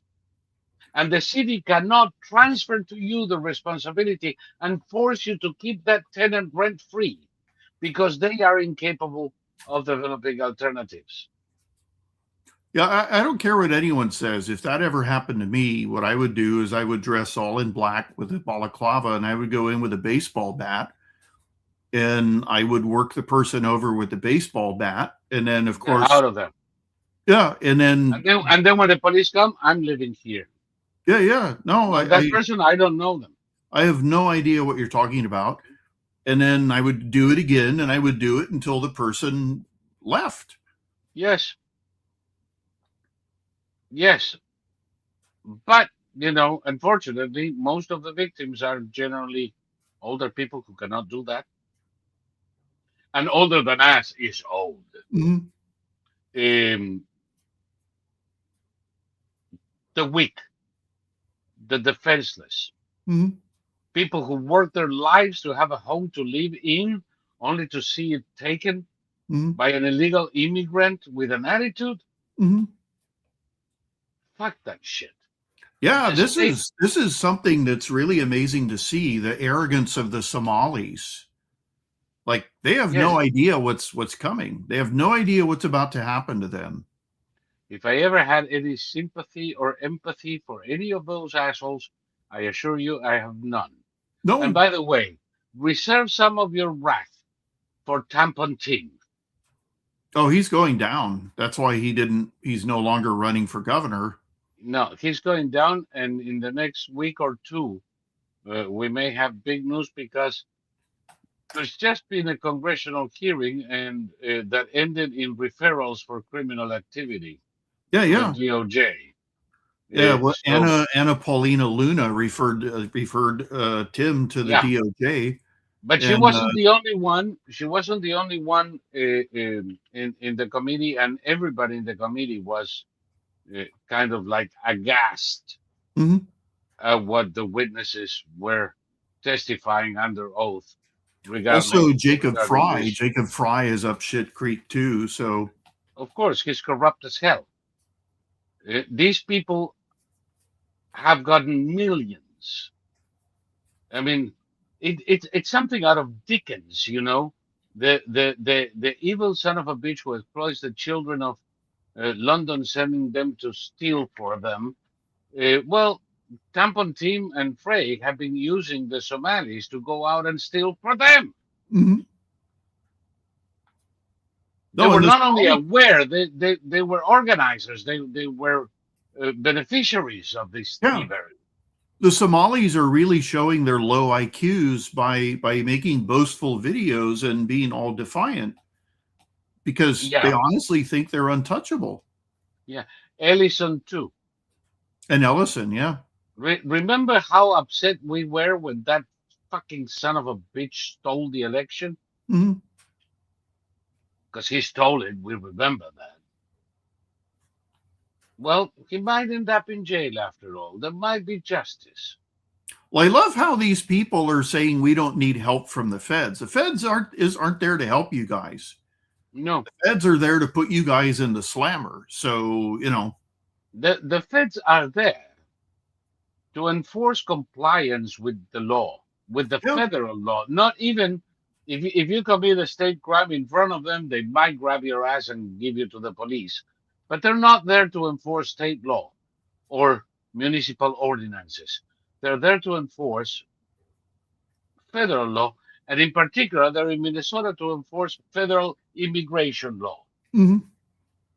And And now they're- the FBI is there, and the not the special prosecutors, the assistant district attorneys are yeah, there. So yep. Minnesota is Minnesota is in deep shit. New York is next. yep. New York is next, and many in New York are beginning to be Alexandria Ocasio-Cortez's and flip midstream and run away in the opposite direction to try to escape being tarred and feathered and run out of town. Did you see Uh, that chubby, pasty white, redheaded Portland police chief start crying about the I trip? have the video. I have the video. If you give me a second, I'll show you before we go, Yeah, yeah. because he is like the poster child of the leftist cretin. The leftist beta male, the the Oh God. the man utterly lacking in testosterone. Come on, he's not a beta male, he's an omega male. Yep. I couldn't believe watching that. It was just Oh so God. pathetic. And not to mention the fact that what he did of purposely misleading the public Mhm. because he wanted to protect the Latinos,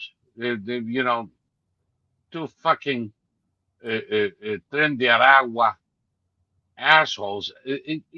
Imagine the racism of this son of a bitch. Have you noticed how many black and Hispanic with accents are working for ICE under the masks? A lot of these Oh people are God, now they're now all talking of, back all to of them. they're talking back to the protesters, and you know, it's like this guy's a Mexican, this guy's a Honduran, this guy's a Venezuelan, you know? Yeah.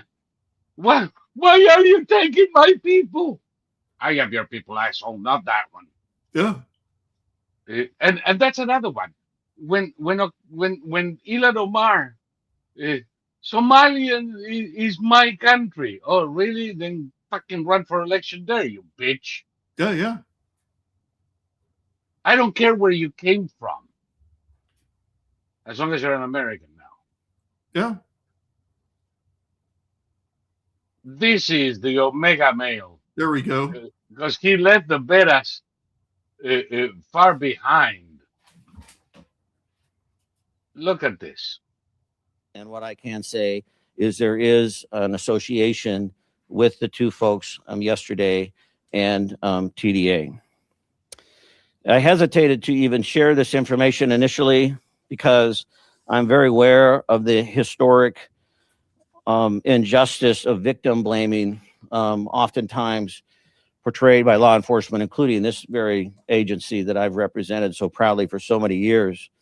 And historically, we have not been quick to disclose the potential criminal history of others. But I felt it was imperative because I was asked yesterday in the news conference what information we have. This is information we have. This in no way draws a through line to the actions or the behaviors that occurred yesterday. I want to speak for just a moment specifically to my Latino community.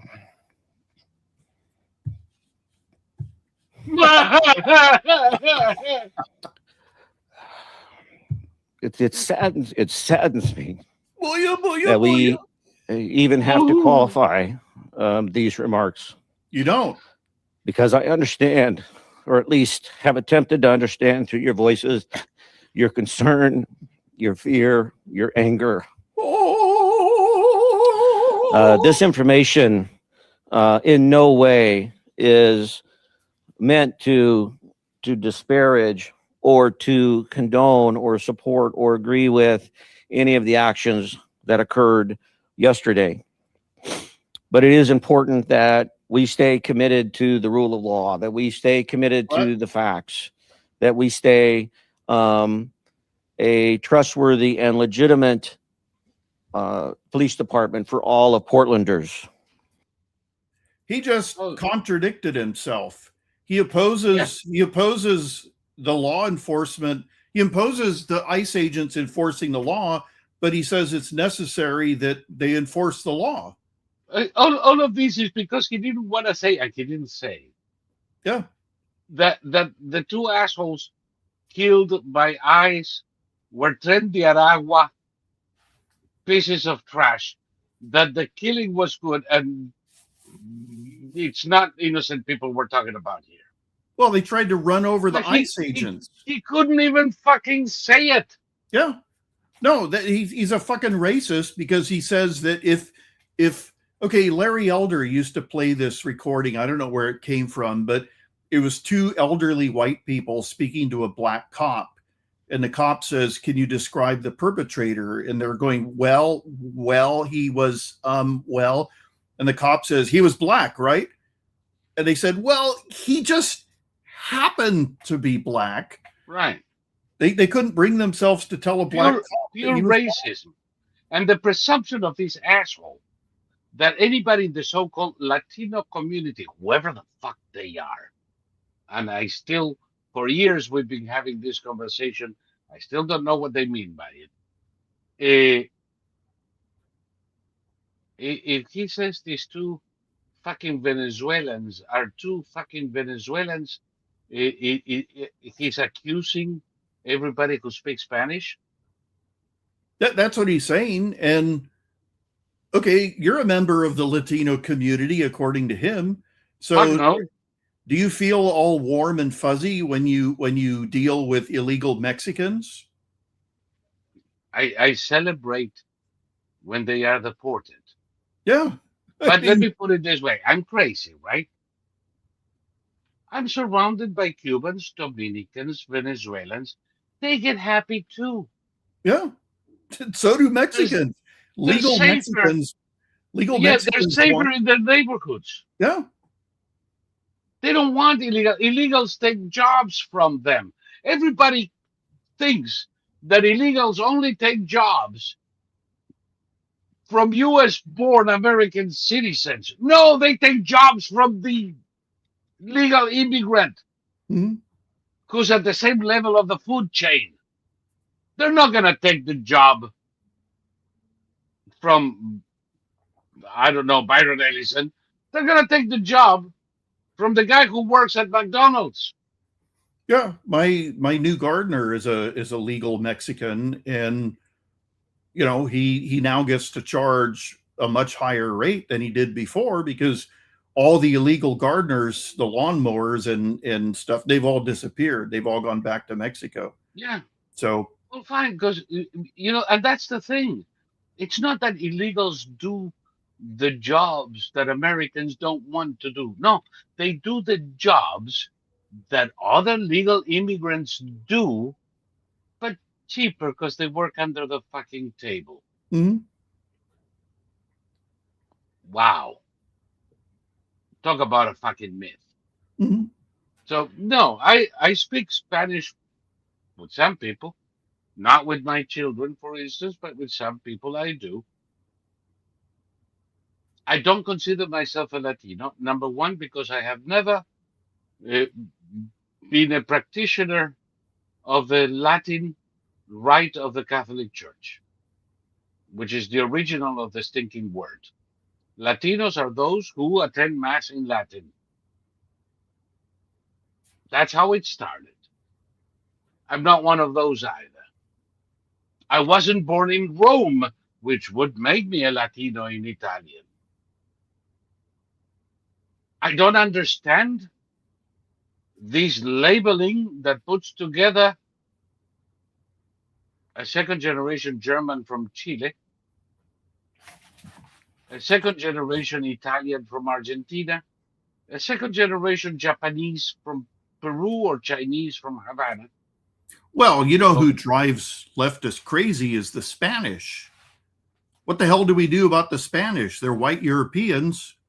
yes, because you see, I'm a dark uh, Latino. I'm a dark Latino. I'm an 11th generation fucking American, assholes. Just because I fell out of my mother's hoo-ha in the hills of central Argentina and got the fuck out as soon as I could do it, doesn't mean shit. What do you do with Brazilians? Yeah, yeah. Or Portuguese. What about the Guyanese? Do they feed any of these? No, I and, mean, and you know, of course, that the Mexicans and the Dominicans and the Puerto Ricans and the Costa Ricans, they're all like this. They're all just a big brotherhood here in they the hate United each States. other. They hate each other with a passion. Yep, they really do. They hate each other with a passion. It, Well, they Puerto Ricans hate Cubans. Cubans hold Dominicans in low esteem.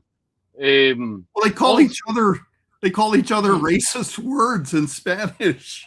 oh boy, yes, yes they do. Uh, there is an old joke about the three perils of the Caribbean. Uh, and I'm going to have to explain this for people, but you will understand it immediately. You know about the three perils in the Caribbean? Tell me. I'll say it first in Spanish, then in English. Un puertorriqueño que no tenga nada de bruto.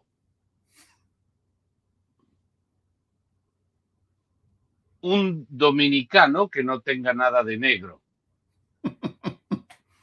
Y un cubano que no coma mierda. If you can find those three people, you have the three biggest finds in the Caribbean.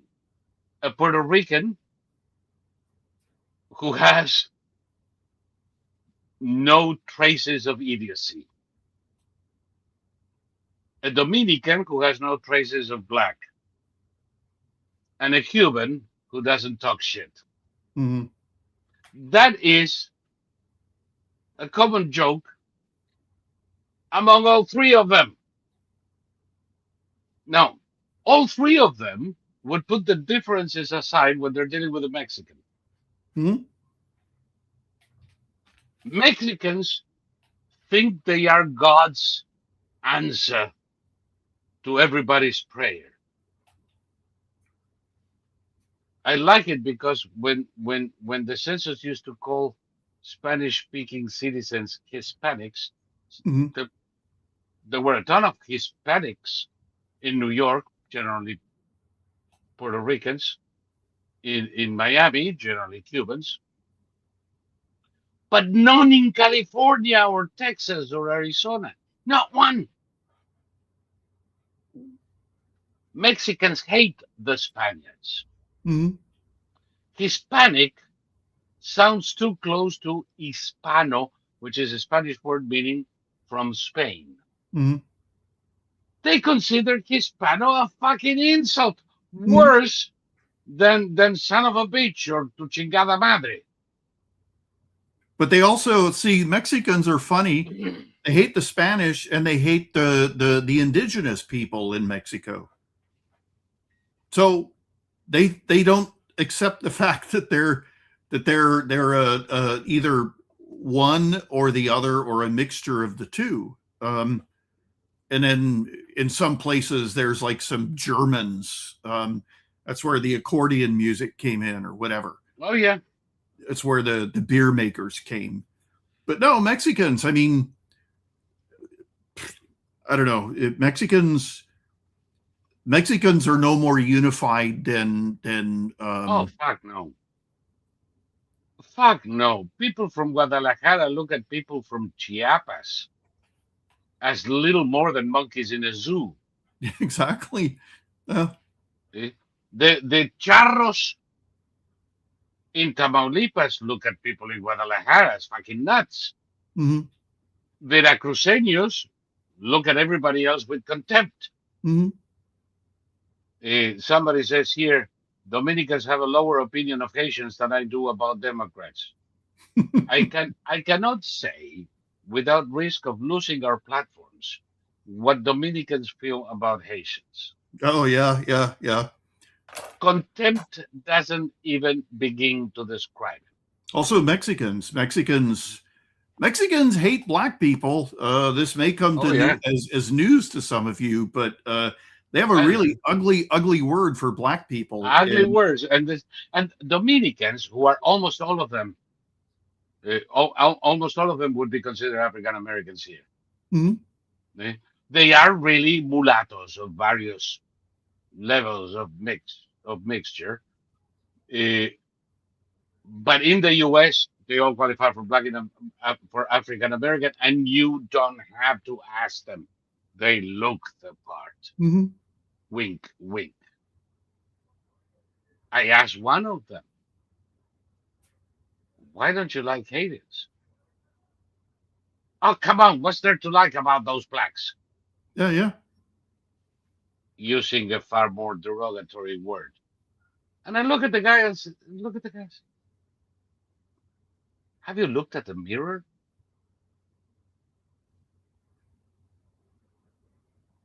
There's no difference.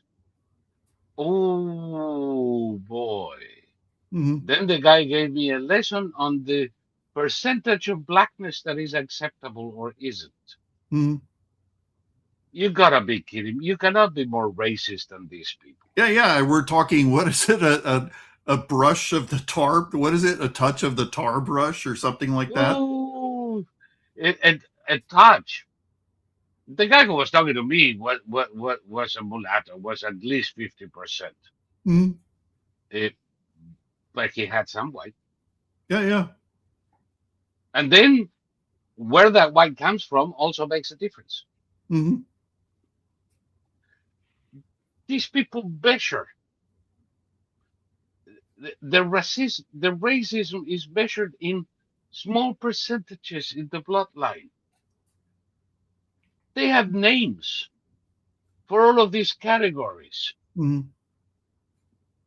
And you go like, give me a fucking break. But yet they are. And there is some fucking imbecile Democrat who thinks that this American born in Argentina is got something in common. Well, okay. The Democrats lump in Arabs with Mexicans and Dominicans. They're just brown And people. Persians. Yeah. And Persians. Yeah. The Persians are just Yeah, by brown the way, people. the Persians, no, ironically, the Persians are really fucking white. Of course. I'm dark. Yeah. No, so are Afghans. Like Yes, the average Afghan has got white skin and blue eyes or green eyes, yes. and it's like they're not brown people. We're not dropping bombs on brown people. Don't worry. Yeah, no. Maybe they'll want us to go back to Afghanistan when they find out that we were bombing brown people. I- Imbeciles. Oh, Anyway, uh, God, three oh, hours and a half. okay, we're done. Uh, we're done. We're done. It was getting fun though. I'm gonna miss that. Uh, last words from me. Don't worry, guys. We're not going to invade Greenland. We might buy Greenland, but not from the Danes. Nope. The Danes cannot sell Greenland because they do not own Greenland. The Danes gave Greenland independence when the Greenlanders decided they didn't like the European Union. Fuck you guys. And in order to not have them declare independence, they made a deal with the Greenlanders, and Greenland was excluded from the European Union. So much for the appeal of Europe. And they obtained a kind of independence, or rather, the provision that they can declare independence whenever the fuck they want to, and it's going to be okay. And until they do, they'll receive certain subsidies from Denmark that is going to pay them $12,000, or rather euros, per year, and take care of healthcare and education and all that jazz. And the Greenlanders have been having kind of like a fucking free ride ever since.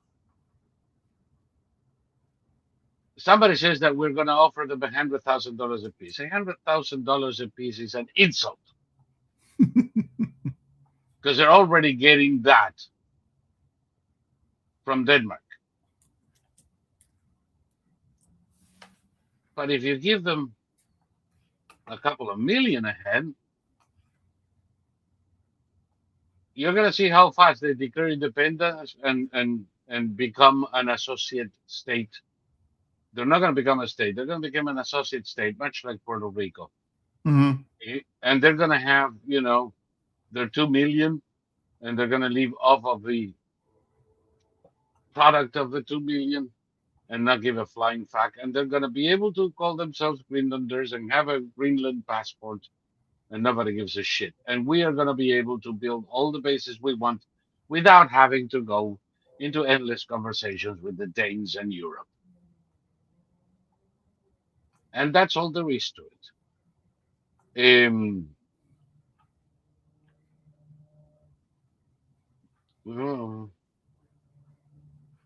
Oh God, in Dominican Republic, Peña Gomez.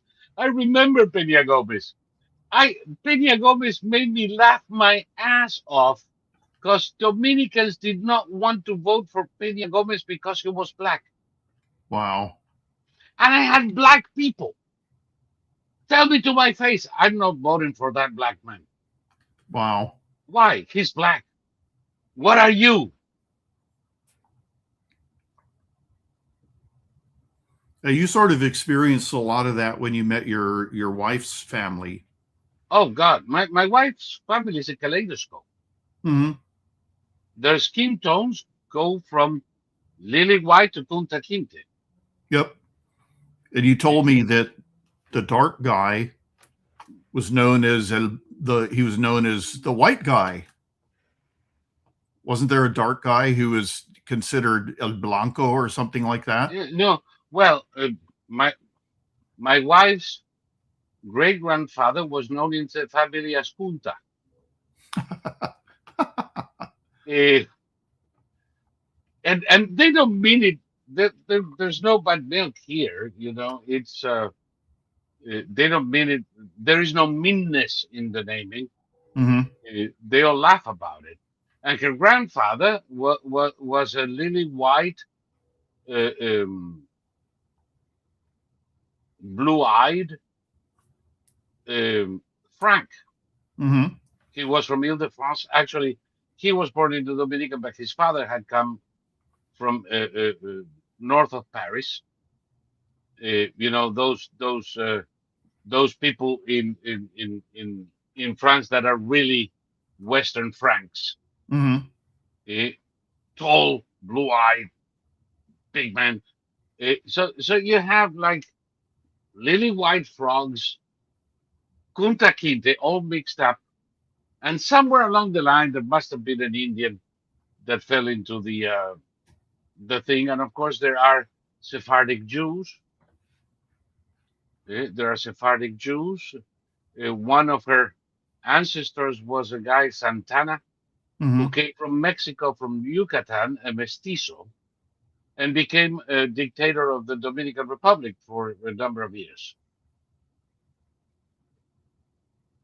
Talk about that.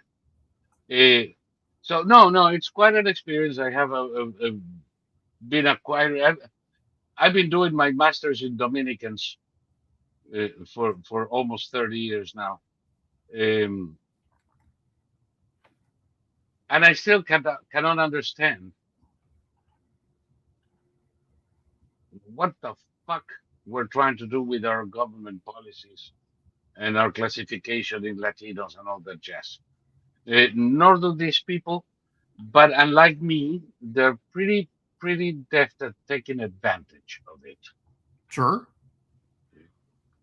Dominicans are like the third largest group receiving government aid in the country, even all of them work. Well, For thought. I saw I read a report once about black immigrants. The mean what do you call it? The mean income of black immigrants to this country, and Bahamians, Trinidadians, and Jamaicans were much higher. Dominicans, I think, were even lower than African immigrants. Yep. There are many reasons for that.